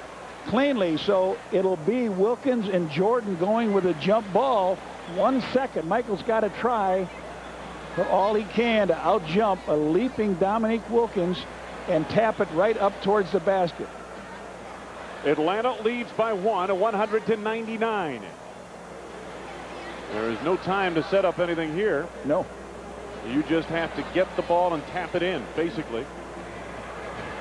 That's going to be a tough call to try to even do something like that, because, you know, you've got Michael Jordan, who's 6'6" and jumps very, very well, but you also got a guy, Dominique Wilkins, who he can sky as well. Although we should mention again, he's coming off an Achilles injury. Perhaps doesn't jump quite as well as he used to. Phil Jackson wants to talk with one of the officials. He wants to know, is there 1 second? Up on the, if you look up on this east scoreboard, Wayne, there is no decimal, so it's a 0-1-0, but on the west end, it's 0-1 with the decimal. There's a look at it. Phil Jackson back to his huddle. I don't know what you can diagram here, Coach. You don't practice this one, do you? The only thing he can do is try to tap it if he doesn't tap it at the basket, he's got to try to tip it to one player specifically. We won't know who that player is at this time, but he's got to get the shot up immediately. So if it goes to BJ. BJ is to Michael's left. Scotty is right behind Michael Jordan right now. We're assuming that Michael's going to get the tip here, but it could be. Hawks lead by 1. Off the tip, it is Mookie Blaylock, and the game is over. The Atlanta Hawks and Coach Bob Weiss, who has to be delighted with this one. Atlanta's last win here was back in 1988 on December 13th, 100-88, and tonight the Hawks earn a hard-fought 199 victory. Came over about a year and a half ago from Portland. Good outside shooter. Anderson again forces it. Williams the rebound. Loose ball goes to Minnesota. Open floor person. That's short. Felton is there, and a block by Bowie. That foul is going to go against Anderson, and a break for Minnesota, because it looked as though New Jersey was heading off on a 3-on-1 break. Here you see the shot coming short. Felton going for the hook. Bowie getting it just before it hits his downward path. Do you think that was a correct call? Is that a goaltending? No, I think that was a good block. Minnesota gets a second opportunity here, leading 11-4, 8:30 remaining. Doug West first shot. He hits it from about 14 feet. You know, the key on that play, the screen set by Doug West, it forced New Jersey to switch, both men going momentarily at Felton Spencer. West turned to the ball and had an easy 7-footer once he caught it. Backdoor action. Petrovic beats West again. The beautiful hands by Leitner, and the ball goes out of bounds. Last touch by New Jersey. Nice help out by Leitner on the defense. That's just great basketball instinct, as he came over. Look at the front court scoring. Total domination by the Timberwolves. And mainly Christian Leitner accounting for those points. Spencer started Minnesota with 3, but since that point it's been Leitner. They'll go to Leitner with Coleman. Person posts him up. Posting up Morris, and then they'll just isolate Christian. He'll lean in over Coleman. No good. Bowie the rebound. Numbers not there for New Jersey until Coleman fills the lane, and he finishes off the play. It wasn't Morris that time. It was Coleman running the break. And as we said, Minnesota has to always be aware of getting back quickly after the defensive rebound by New Jersey. The quick answer by the rifleman, Chuck Person, and the lead is 9 for Minnesota. 15-6. The Wolves looking for their first win on the road. They opened up the season in Boston, losing 113-92. First home game of the season for New Jersey. Shot clock is down to 8, and Leitner swats the ball out of bounds. You notice, however, Minnesota is looking to double down when Coleman gets the ball. Unlike against Dallas, when they played the post with one man, you've got to have help against Coleman because he's very strong. Coleman bluffs a 3. He'll take it. Then just a sloppy, lazy pass by Derek right in front of the bench. And I doubt Chuck Daly is too pleased with that decision by Coleman. Well, you know, my college coach, Judd Heathcote, used to always say, don't guess with the postman. And that time, I think Coleman thought that Bowie was going to step out for the basketball, and that's where he put the pass. Doug West looked to Leitner underneath. Now Doug gets the return pass from Williams. Doug creates, no good. Felton another rebound, and it's knocked away by Morris. He can't save it in bounds. And then he goes up to about row F, says hello to a few of the folks. And we'll start off here as we take a look at this block. Here's Felton coming down with the rebound, and you see the shot swatted out of bounds. We're back with more. Timberwolves lead by 9. Screen, air ball, rebound to Person. They've gone to Petrovic a couple times early, and he has yet to respond. Believe me, he'll keep shooting. Yes, that is not a problem for Drazen. He comes into this ball game averaging 21.7 a night. Plenty of time on the clock as Michael surveys the floor. He finds West open, and Doug's jumper rattles out. West started slow for Minnesota. He had 4 in the opener against Boston. Then 21 Saturday night against the Warriors. 23 points in Tuesday's win. Coleman, top of the key jumper, no good. Person the rebound. Minnesota doing a fine job on the boards, but now Chuck Person turns it over on the down-court pass. Greg was talking about it. The fact that Petrovic won't slow down, and there's example number 1. Well, he gave a little hesitation there and then put a body on Chuck Person, threw him off balance just a little bit before knocking it in off the glass. Minnesota still leads by 7, 15-8. Person finds West. Underneath is Spencer. Let's see what Felton does offensively. Jumper rattles out. Weak side rebound for Person. They find West. Jumper short. Bowie loses the rebound, but Coleman with the loose ball. Kenny Anderson in the open floor. We'll wait for Bowie to join. Sam a decent outside shooter, so Spencer comes out. Bowie must have hurt us. He tries the shot, misses, and Leitner on the rebound. Minnesota's doing a great job, and Leitner slipped. Looks like he twisted his ankle, but no, he's just fine. You know, Minnesota's doing a great job of boxing out, allowing New Jersey just one shot. Another jumper for Leitner. Christian with 8 to go along with 3 rebounds. And Minnesota once again leads by 9, 17-8. First home game of the season for the Nets. They were 25-16 in this building last year. Petrovic stays cold from the floor, and the foul is on New Jersey. Now Chris Dudley will come into the ball game, and sitting down will be Sam Bowie. What's Chris Dudley's role on this team, Greg? Well, he's going to go and guard Felton Spencer. I don't think Chuck Daly is happy with the inside position that Spencer is able to get inside on Bowie. Now, he's not been able to deliver out of the post, that is Spencer, but you can't keep giving a guy low post position like that because he'll go and get offensive rebounds. And as I mentioned before, Felton already has 3 in that category, and we're still early. Dudley beginning his 6th season in the NBA. The Wolves enjoying a 12-6 run as they lead by 9. Williams gives it up from the baseline. He finds West, and for the first time tonight, Minnesota leads by 11. 19-8. All Minnesota in the first quarter. And Chuck Daly wants a 20-second timeout. Minnesota leads by 11. Now the Nets have the number, and Petrovic will make the layup. New Jersey catching a break that time. You know, Chuck Daly, usually his teams, with Detroit that is, would come out of a huddle and execute perfectly, oftentimes ending in a basket. I'm sure that's not the way he wanted to come out of that huddle a moment ago, but he still got his basket despite the Timberwolves steal. Leitner draws Coleman out, gets the screen from Person, loses it out of bounds off Christian's chest, and it's a turnover on Minnesota. The matchup, Coleman and Leitner. Coleman with 4 points and 2 rebounds. The advantage to Minnesota. Leitner 8 points and 3 rebounds. The Nets have scored the last 4, and as we've talked during this broadcast, they're a streaky team. Morris looking to cut the lead to 4. His jumper is missed. Bad pass by Spencer, and it's a turnover on Minnesota. Dudley is not a great passer. He's a good rebounder. He looked for the open man, and Petrovic converted. Now, Chad, you talked a little bit about it before the game. How will Minnesota react when New Jersey starts to mount a bit of a charge? Well, they've scored 6 straight points now. We'll see.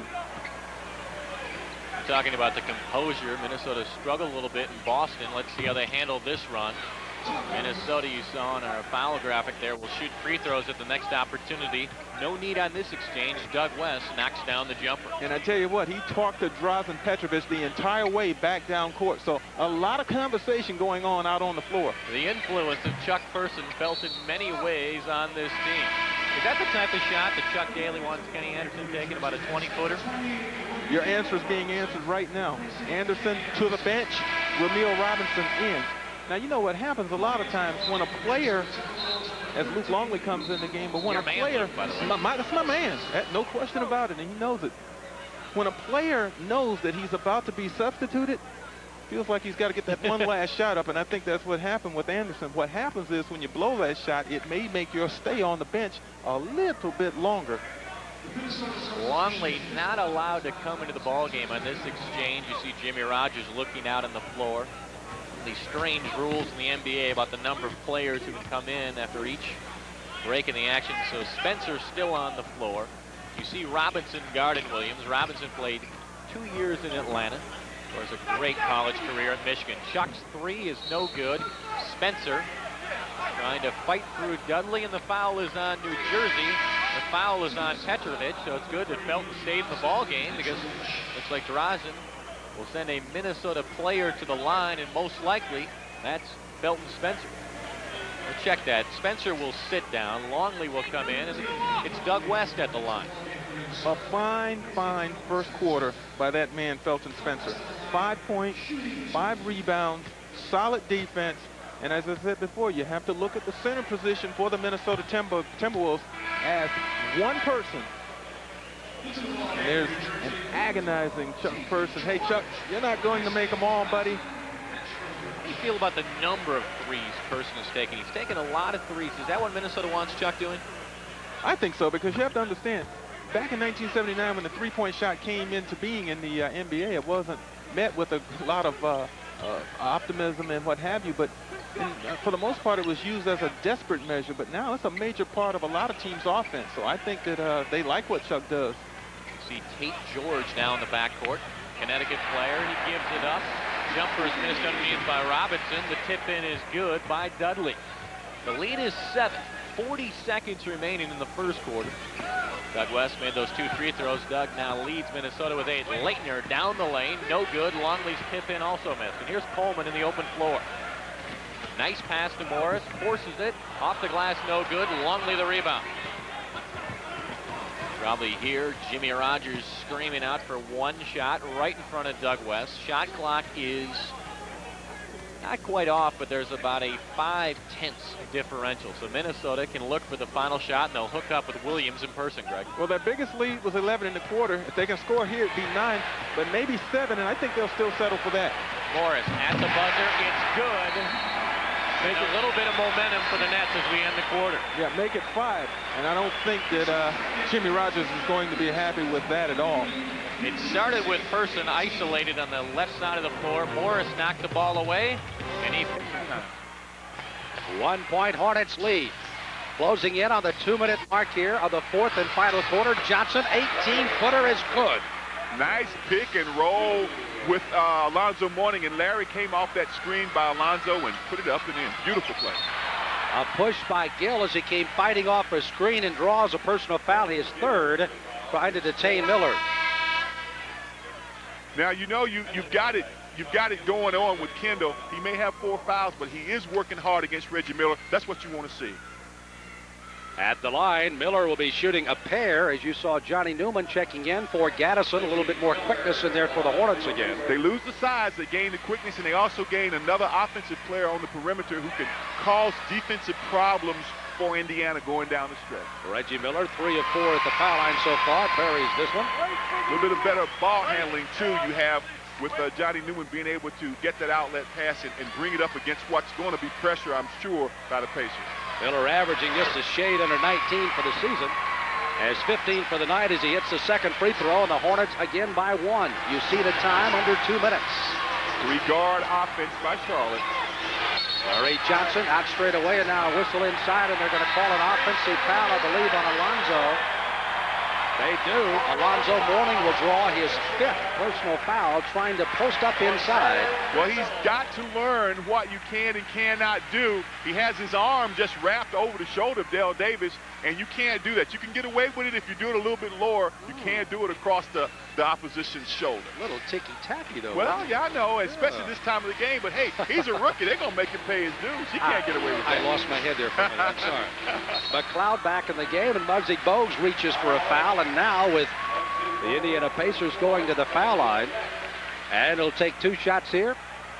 And McLeod will do the honors. Well, McLeod had such a great early beginning, and it looked as if he was going to be the nemesis that we were concerned about. And he kind of lost it there for in the middle of the 3rd quarter up until now. You know, he hasn't been very effective at all.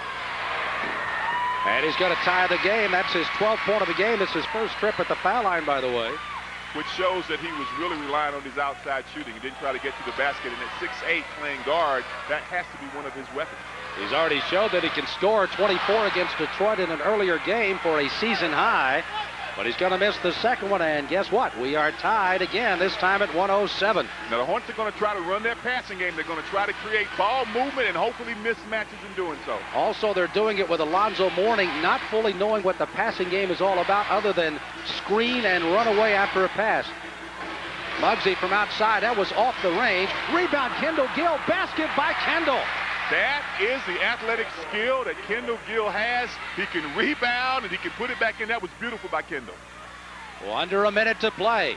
Indiana now trailing the Hornets by 2, 109-107, and they've got the ball. Detlef Shrimp against Johnny Newman, a tough matchup here. Shrimp, the best sixth man of the NBA for the last 2 seasons. Newman all over him, and he's going to draw a foul. Johnny made great plays up until the very last play, and the substitution to bring Johnny in, he can match quickness with Detlef Shrimp. Gives up a bit of size, but he does have the quickness, and great play just into the very last moment when Johnny reached the cross. Keep in mind, again, the Hornets still had 3 full timeouts left for Alan Bristow. Only 1 left for the Pacers so far. And the Hornets also have a 20-second timeout to use. And Detlef's been to the foul line 15 times already. He really spends a lot of time at the stripe. And he's only missed 2 as he buries another one here. Chance to tie it for Indiana. He just took the 41st foul shot for Indiana as a team, so they have gotten a lot of opportunities on the stripe. Sam Mitchell comes in for McLeod again. And now Kenny Gaddison will streak to the scorer's table and come in for the Hornets. You talked about knowing the system, and that is what I think is the reason we see this substitution. Kenny Gaddison understands the kind of ball movement that the Hornets want to have in these last few possessions. They aren't going to be that many possessions, and so each possession has to count. Detlef Shrimp with another foul shot, and he buries it to tie it at 109. And we have 43 seconds left to play. Isolation for Larry Johnson on Detlef Shrimp, but look for the double team to come, and probably from Vern Fleming. A preseason game went to overtime between these two as Johnson with the runner no good, and now Indiana may use their final timeout. No, there's a foul on the rebound in the backcourt. But the timeout was being called prior to the foul being called. Let's see if the timeout had been called before the foul. Oh, what a huge play here as Kenny Gaddison draws his 6th foul. Indiana, I thought, had called the timeout before the foul was taken, though. They were trying to call it. They certainly were trying to call it. And now Indiana says, no, we did not call timeout. And it'll be free throws taken here by Indiana with 27 seconds to play in the game.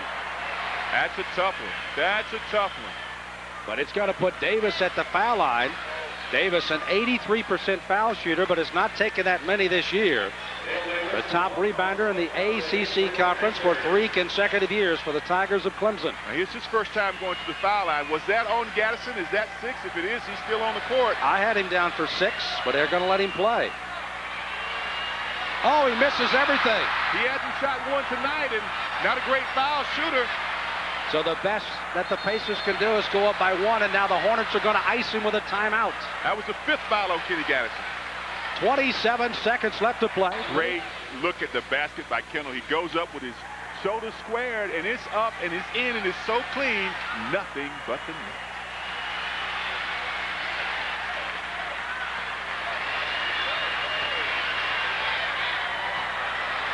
Davis is a 57% career free throw shooter. Not a very good one. Tied up at 109, and his foul shot gives them the lead. So Indiana takes a 1-point lead with 24 seconds to play, and the Hornets have the ball. Sam Smith, Gil McGregor here at Market Square Arena, where the Hornets have never won. Isolation with Johnson out front. He's got Sam Mitchell to beat. 10 on the shot clock. 1 second difference. Johnson in, fall-away jumper from 18's on its way, no good. Rebound battle for inside, it comes, it's on the floor. Kicked out of bounds by Indiana. Nobody knows. And they're going to discuss it here. You had one ref saying I didn't see it, and so the refs decide it's going to be a jump ball. Jump ball down under the Hornets basket. This has to be an important. If the Hornets get it, they've got to go right for the shot. If the Pacers get it, you've got to foul immediately and put them on the line again. Sam Smith, Gil McGregor greeting you here from Market Square Arena in the final 2.7 seconds of the game. A jump ball coming. Indiana leading 110-109 over the Hornets. The Hornets with 3 full timeouts, and now will use up a 20 here and talk over what they must do if they control this jump. And it's rather academic. It's get a shot airborne. As again, neither ball club has been able to shake the other. We've had 10 ties. The largest lead for Indiana has been 8. The biggest lead for Charlotte has been 7. As Indiana again with a 1-point lead. And again, trying as Charlotte does for their first win ever after going 0-8 with Indiana leading the overall series 10 games to 6. And now Indiana will probably have a little extra time as Charlotte's going to take their full timeout. I think the story may need to be the impact that you've seen Alonzo Mourning. He's played well so far. Well, there you see it. 2.7 seconds left to play in the game. Don't go away because there's a huge jump ball coming. Indiana 110, Charlotte 109. The Hornets must control the jump if any chance to win this one tonight at Market Square Arena.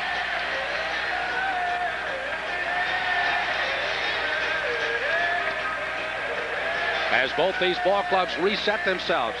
Bob Hill again for Indiana. Alan Bristow for the Hornets. And again, the Indiana Pacers put the most unlikely character they wanted at the line, and that, of course, is Clemson second-year player Davis. Well, he missed the basket terribly and then hit the second of the two. True to form, shooting 57% for his career, so he got one of the two, which is right on the 50%. Yep. Now, this jump ball that the Hornets have underneath their basket, what is important in this play is that the Hornets get their hands on the tap. Tap it towards the basket because you're trying to force an opportunity to get a foul. Try to force a chance to go to the basket. I don't like to think you want to tip it out backwards to try to get a jump shot. So many times when you tip back underneath your own basket, the opposition can get the ball and go down court. So the Charlotte Hornets now have an opportunity to tip the ball frontwards, get it in the hands of a scorer, and at least go right to the basket. More than likely a foul will occur.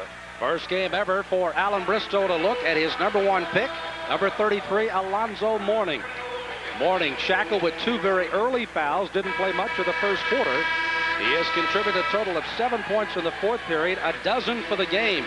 And a couple of outstanding blocks and a couple of intimidations. So Alonzo Mourning of Georgetown and late of the Hornets, because of missing the first of the season and all of training camp, has served himself well, and this is a very big tip. If he can get the ball into the hands of a Hornet player, he will be responsible for the Hornets have a chance to win. It is Mourning against Davis.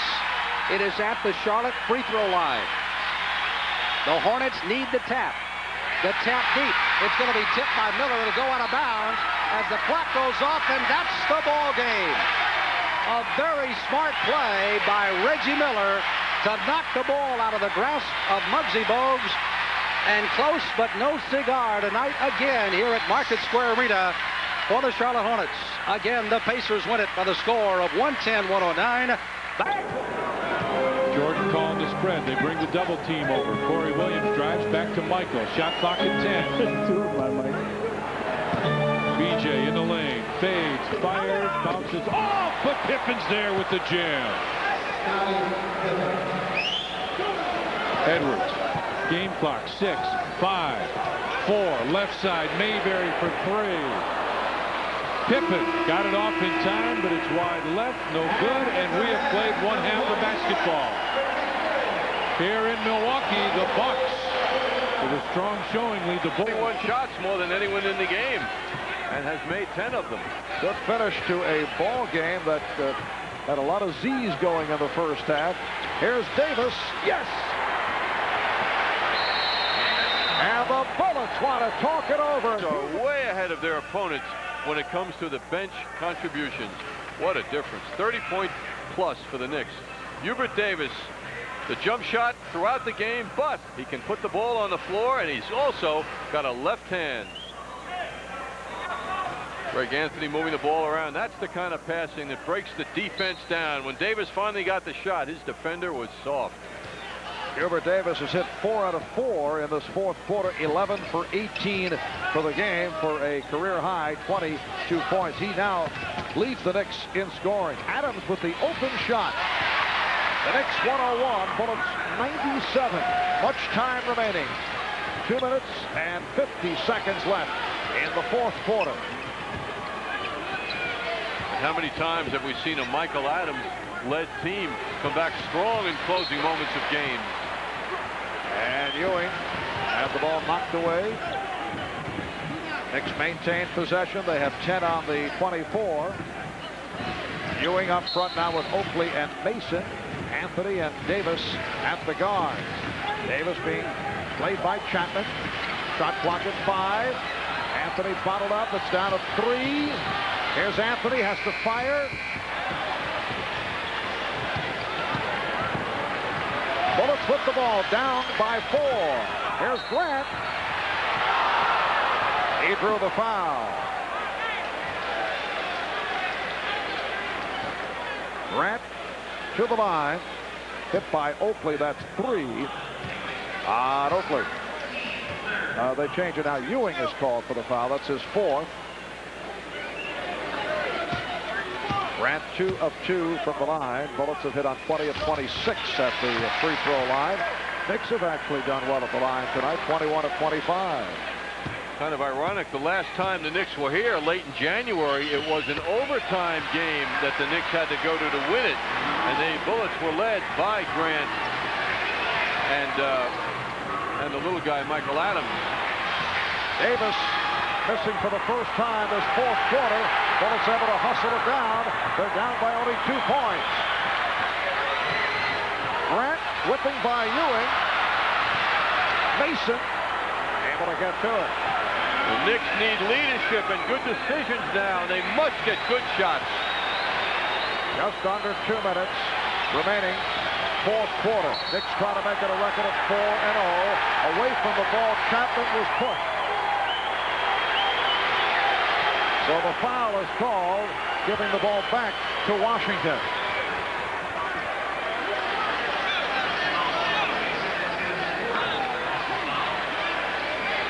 Mason called for his 4th. A look at timeouts remaining. Knicks have 3 of 20. Bullets have 2 regular timeouts left. And it's 40 to go in the 4th. Chapman. Ellison getting to it. And the game is tied at 101. Good box out by Ellison against Ewing. Jump shot up. The loose ball, however, goes into the hands of Purvis Ellison, and he converts. No dribble, right up. And that ties the game. Each team with 1 foul to give. Bullets with 6 unanswered points. Knicks have 2 and a 20 remaining in terms of timeouts. Bullets have 2 timeouts left, and the Knicks have to use the 20. Oakley couldn't find anyone. And Wisely called for time with 1:34 remaining in this 4th quarter. And the game is tied at 101. A reminder tonight, right here on the MSG Network at 11, it'll be the MSG Sports Desk, a special half-hour edition, including LT Lawrence Taylor and a chat with Harry Carson coming off that severe injury that was suffered, and a complete wrap-up on the NBA and the NHL. Now Mason handles the inbound, has the step on Gugliotta, but he was able to recover. Davis coming off the pick. They're trying to work it into Ewing. Down to 10 on the 24. Here is Ewing with the drop step. Yes, Patrick Ewing with a front bucket. Knicks lead 103-101. 1:10 remaining. 4th quarter. Bullets hot. Davis has to be aware of Adams now. Help has to be given to Anthony. Adams is such a penetrating force. Here is Grant. Ellison again with a rebound, and he is hacked. It won't count. Bullets want the call, but will not get it. The tap appeared to be after the whistle was blown.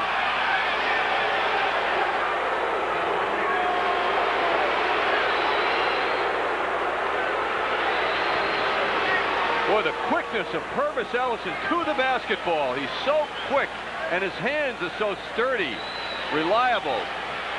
Whistle was blown, then the ball was tapped in. He'll go to the foul line. Ewing picks up his 5th, and Ellison to the line. He is 0 for 2 from the free throw line, and for the season, he's 4 of 11. However, Purvis Ellison has brought the Bullets within 1. He is not nervous, Purvis, right now. Bullets started this 4th quarter hitting 1 of 9, and they've turned it around 7 of 10 since then. Ellison tying the game at 103, 50 seconds to go in the 4th. Hubert Davis for Patrick Ewing. Call made by the outside official, Ted Bernhardt, against the Bullets. It's on Adams. Davis demanding tight coverage because he has shown the Bullets the jump shot and the drive. So he's a force that they're trying to reckon with. That was one of the big test for the Knicks now. Can they get things their way under pressure? Knicks do get the full 24, 35 seconds to go in regulation. Game is tied. Ewing is fouled by Ellison. And that is his fifth. So 5 apiece on Ellison and Ewing. And Ewing to the line. Patrick Ewing is 1 for 1 from the free throw line. On the season, only 63% over his career. Patrick has had his ups and downs at the foul line. Oh, he got a big break. Oh, he had that all the way. And here's John Starks for Hubert Davis, who has had a terrific ball game. 22 for Davis on 11 of 19 from the field. Knicks lead by 1. 33 seconds to go in the fourth quarter. And it's rebounded by Grant. Timeout called by the Bullets. And Patrick Ewing continues to have his difficulties shooting from the basketball tonight. The Knicks have to be concerned with the quicker Harvey Grant and Purvis Ellison on the boards. And Adams races it across. That gives the Bullets a little bit more time to operate. That shot goes up. The Knicks must box. Here's Chapman.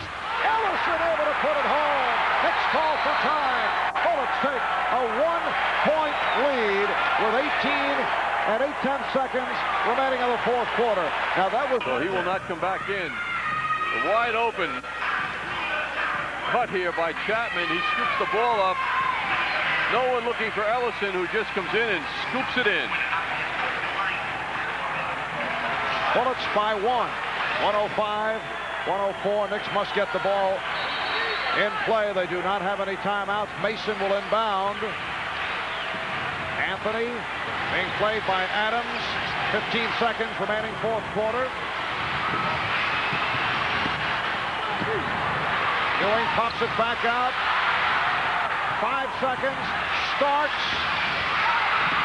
Rebound handled by Chapman with 5/10 of a second remaining, and a foul is called.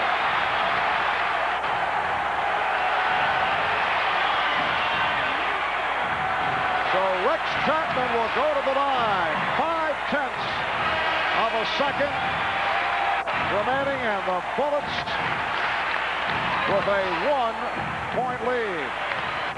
Well, Ewing passing out of the double team, but the Bullets are not allowing any freedom to any of the Knicks.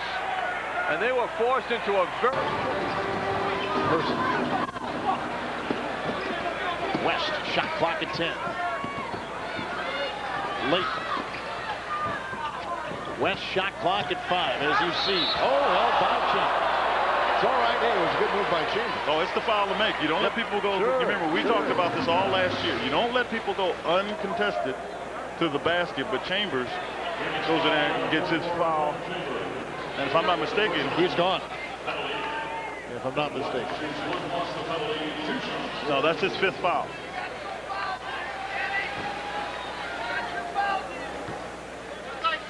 Actually, they've said that's his 4th foul.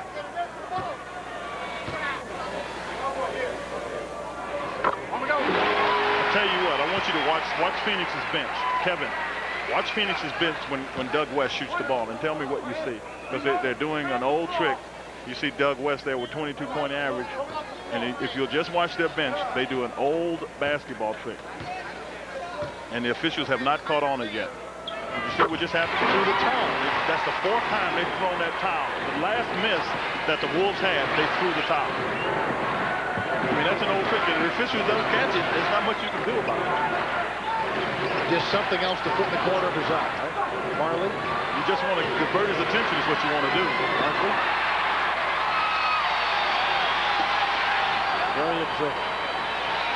Williams. Yes, that is a good call in there. The play I was talking about, Charles Barkley is just so visibly upset. Now, that's what they will do. They will play the game. Watch this. This is what the Suns have been doing. Now, they got out of frame. You missed it. But they've thrown that towel back and forth 4 times. As a matter of fact, it was Michael Williams when he missed his foul shot. That's one of the things that happen. It comes out of the corner of your eye. They've since stopped doing that.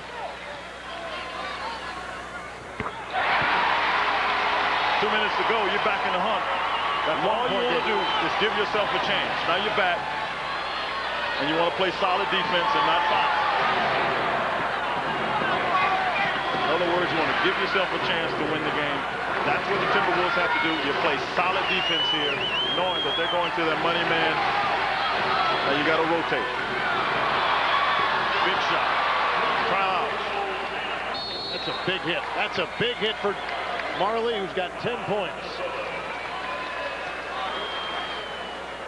Ainge, he hits this, and look out. Around Barkley, he stepped out of bounds. Williams did it. It's Phoenix's ball. 59 seconds left. They had a shot at that one, but I'm not sure. Danny got a shot up, so they wanted to get a quick one, and they've been able to chase it down, have the Phoenix Suns, so that's what they just tried to do. Tried to chase it down. Barkley has it. Now Charles is going to keep this one. He was going to try to get that, but he'll want it back.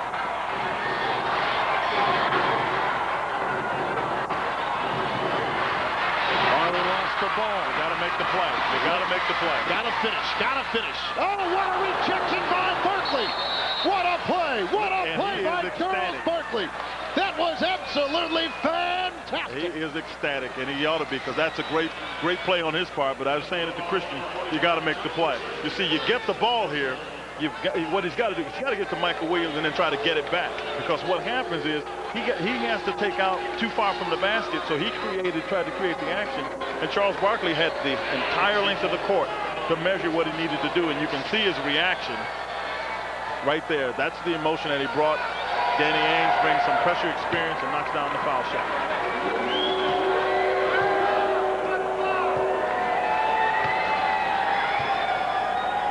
Ainge with another. Minnesota will take a time. 38 seconds remaining. The big knock on Charles Barkley was that maybe he didn't have the supporting cast in Philadelphia. It would appear early on that because what Cotton does as well as anybody is he gets people, the kids or the guys, whatever, to have fun. Yes. That's all he wants them to do, have fun. And when the guys have fun, they play hard. First person, I thought. 35 seconds left in the game. Mismatch now, Williams against Chambers. Michael's trying to use his quickness to get by. Get it in. Play defense because he's a pretty good foul shooter. I mean, Michael Williams does a good job. There's a mismatch, so when he takes it to the basket, Charles Barkley comes to try to block it, and Leitner does a little oop-de-doo and is able to get it up and in. It's like Michael Williams is a bit dazed. He really took a whack. Leitner's had a nice night. Yeah, I think it was Barkley. Right. Look at this. This is a rookie. To be 21-9. I mean, he's one of the leading rebounders in the league. The guy is going to be, everybody said Danny Ferry. No. First of all, he's 6'10", legitimately. Foul on Person. Ed Marley, 25 seconds left in the game. Chuck Person picks it up. That's his 6th foul. And he'll be gone. That puts you in jeopardy there, because now you don't have your shooter that you like to have in the game. Yeah, he had a tough night tonight. He wasn't able to get it going offensively. And Charles comes over and kind of, acknowledges the fact that he played a tough game. But that's not what the Timberwolves will be satisfied with this year. They want to win games, not get moral victories.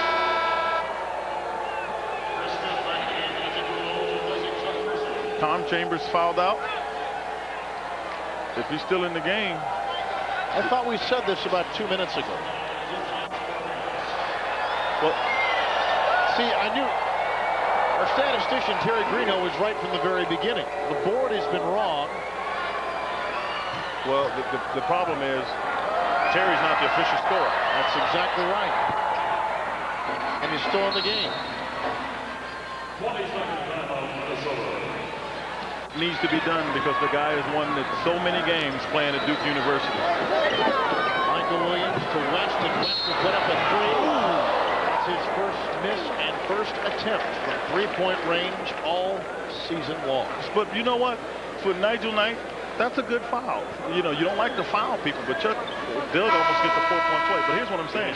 There's only 2 foul shots for that, and that's a 3-point shot. And I've always had a problem with that because I don't think there's as much risk for the defensive player as it is for the offensive player. 15 seconds left. Doug West now has been over 20 points 4 consecutive games, and veteran 3-point sharpshooter from Latvia is in for Minnesota. They got all the 3-point shooters they can get in. Chris Smith is in the game. Yep. Leitner remains. He was over 50% at Duke. Full court pressure by the Wolves. You got to foul. You got to foul. We didn't see much full court pressure tonight from Minnesota, did we? They've been using a lot of it lately. Well, yes, they have been, but I'll tell you what, you've got a team. You remember we 19, and Rice on fire. He is 6 for 6 in the first quarter. Oh boy, Del Curry. 2 minutes left in the quarter. Now Del Curry could match Rice. Perimeter shot. Curry has hit his first 2. The Heat lead it by 6. Willie Burton squaring up against Larry Johnson. Good fake, takes on Johnson, and we get a whistle and a foul. So Willie Burton, that's what he does best. Go to the basket, and no better time to do it than now to get Larry Johnson his 3rd foul. Good pump fake by Willie, and Johnson, unable to get foot position, draws his 3rd foul. He doesn't agree with the call. Talking with the official about it. Well, Willie Burton did not have a good evening last night in Philadelphia. 5 points, no assists, 5 turnovers. That was a very important move for Miami to get Johnson to the bench with 3 fouls. We're still in the first quarter. Burton too strong on his free throw. He'll get another. Brian Shaw into the game for Miami, his 2nd game back after the sprained ankle in the opener. He'll sit down Bimbo Coles. And Larry Johnson has to leave with the 3 fouls. Kevin Lynch is in. So it's Gaddison, Reed, Lynch in the front court. Bennett and Curry in the backcourt. Tony Bennett, the rookie out of Wisconsin, Green Bay. He was their 2nd round pick. Miami by 7. Curry. Oh boy. Del Curry. Now, funny thing about Del Curry, everybody thinks that he lights them up. He shoots only 40% from the field.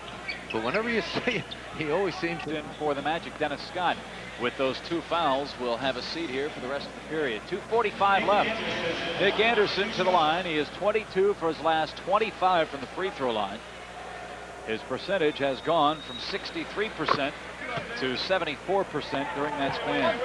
The other thing that Anthony Bowie in the lineup gives you right now is the guy that's a little bit quicker defensively, because the Knicks have gone small. Davis has been able to use some screens down low and has been able to get open. And of course, Blackman, with his quickness and his ability to use the screen, needs someone a little bit quicker than Dennis Scott guarding him. Nick leads all scorers in the game with 6 points. 2:35 left. Smith against Turner. Rivers against Skiles. Ewing tries to set a screen. Rivers. Blackman, 6 to shoot. Tough shot. Won't go. O'Neal taps it and saves it and rebounds.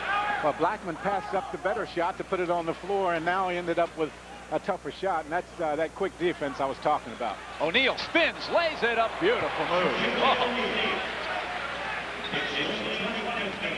20-15. I'll tell you what, you have to respect your opposition, and Shaquille definitely does that with Patrick, but he's not in awe of Patrick, and I think that's the difference. Loose ball, Ewing, 10 to shoot. Fall away jumper. Won't go. Crowd thought O'Neal fouled Smith. I did too. Well, I'll tell you what, Smith is passing up the shots, and when you're not taking those shots and not aggressively going to the hole, the officials just simply are not going to give you that. Face up jumper. Won't go. 1:40 left.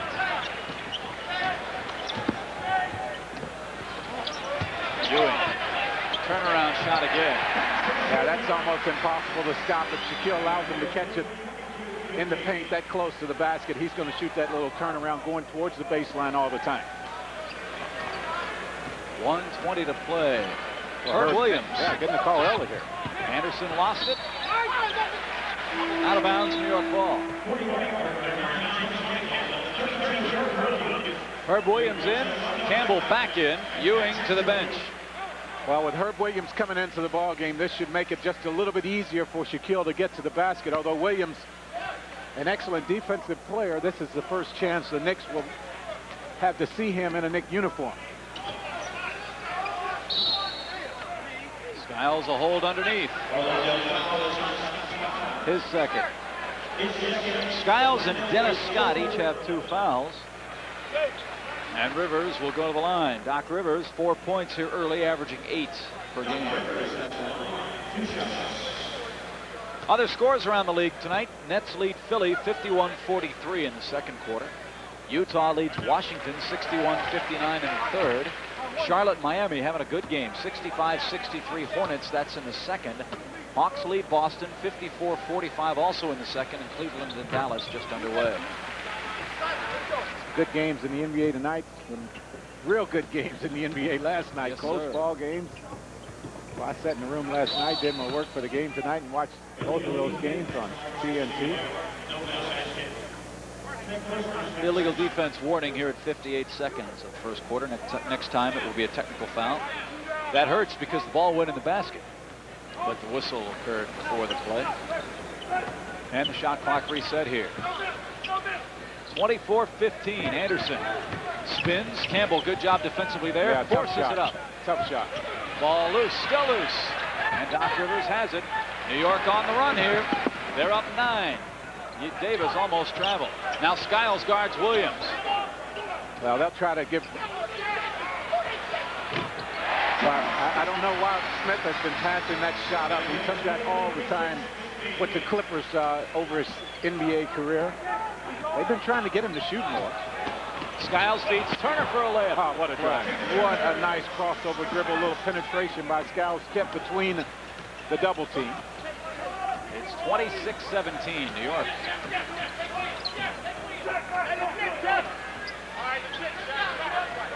Now they switch out. Shaq guards Smith. Turner hounds Williams. Yeah, that keeps Shaquille closer to the basket. 2 seconds. 1. Smith passed it up again. Shot won't go. Smith keeps on passing up easy shots. Yeah. And the Magic will take the break there. The Magic scored. Better job that time of controlling himself. Now Patrick wants the foul there. Doesn't get it, and Shaquille just brings it. But once again, he's going to have trouble handling it. And see, I thought he held his own that time and kept his feet positioned on the floor. Smith, 2-man game. Rivers down low, double team. Ewing from the elbow. Bang. 8 for Ewing. 40-25. 3:46. Magic with 8 points in this period. And a foul underneath. Oakley bumps O'Neal. He is a cheap shot artist, and he's just been thrown out of the game. He's out. But I mean, I'll tell you what, now he deserves it this time, and I love Charles Oakley, but... And Doc Rivers is close. But the last time the Magic came up the floor defensively, he kind of bumped Corciani a couple of times and stuck his chest out as if to deliver a message. And then this time... Hey, I don't care what you say. That's a cheap shot by Charles Oakley. He has no business throwing elbows at anybody, and that's what he's been doing all night in this first half. He's been thrown out. Has no business anywhere. Well, I'm really surprised still that they threw him out of the game. I mean, I just didn't think they would take him out of a game like this early. But he's been pushing it. I mean, he really has, and the officials have talked to him. They've warned him. They've said back down, and he refuses to do that. And that's just a stupid play on his part. He has nobody to blame but himself. Now, they're not going to allow Skiles into the ball game to shoot the technical.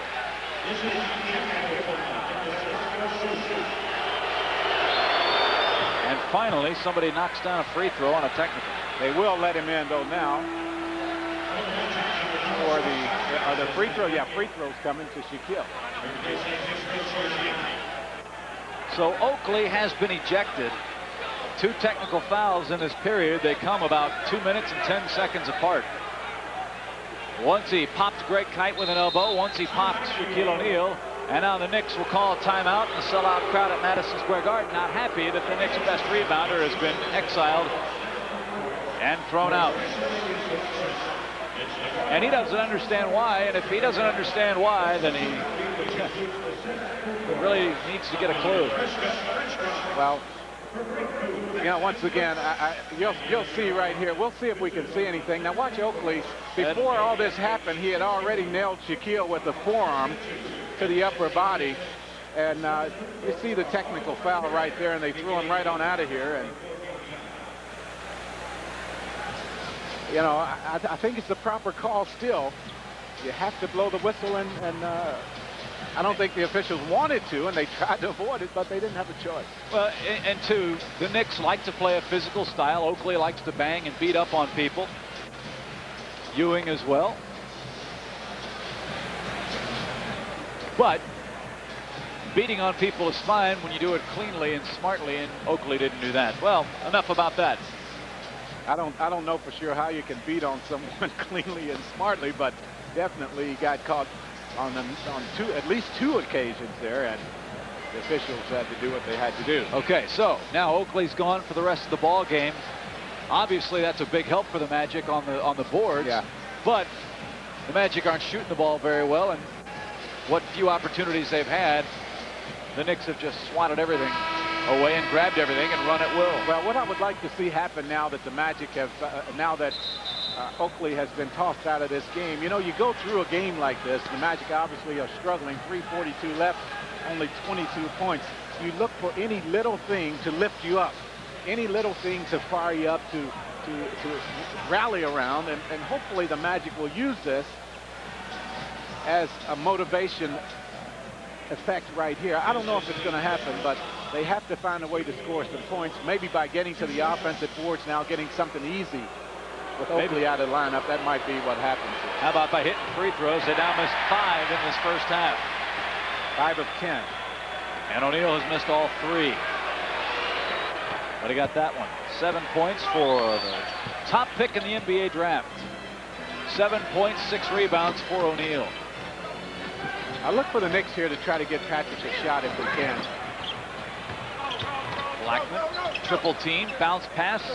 Smith from 18. I'll tell you what, he's having the kind of game they've been waiting for him to have here.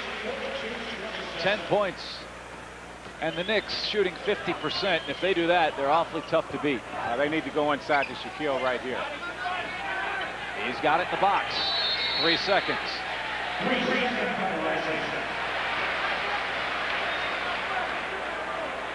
Haven't seen one of those on Shaquille in a while. Yeah, the Knicks are playing very, very smartly right here. They have taken Patrick Ewing off of Shaquille to make sure Patrick doesn't pick up his 3rd personal here. The reason why I'm looking for the Knicks to try to go to Patrick is because I would think the officials will call the foul on Shaquille if he goes for the block the next time. Anderson finds a seam, penetrates off the glass of beauty. 10 for Nick, cuts it to 42-29. See if they're coming with the ball. 4 black shirts around Patrick that time. They almost turn it over to the Knicks. Campbell, Blackman, pushes away, falls away, and hits. Blackman passed up another opportunity. The crowd started to buzz a little bit when he did that, but he created a shot and got the bucket. Skiles tries to turn the corner, gave up the dribble. Nick Anderson all day for 3. Looks hard. Man. 37% of the Magic. Campbell rejected by Anderson. Ball loose. Turner tries to save. It'll go to New York. That's a big block by Anderson. Well, that's a nice recovery by Nick. He threw up the air ball on the other end, and well, another look right here, you'll see it even better. He ought to play volleyball for the Olympic team. And the floor moist in front of Doc Rivers where they were going to inbound the ball, so they'll call timeout and dry things up. Knicks at 50% from the floor, the Magic 35%.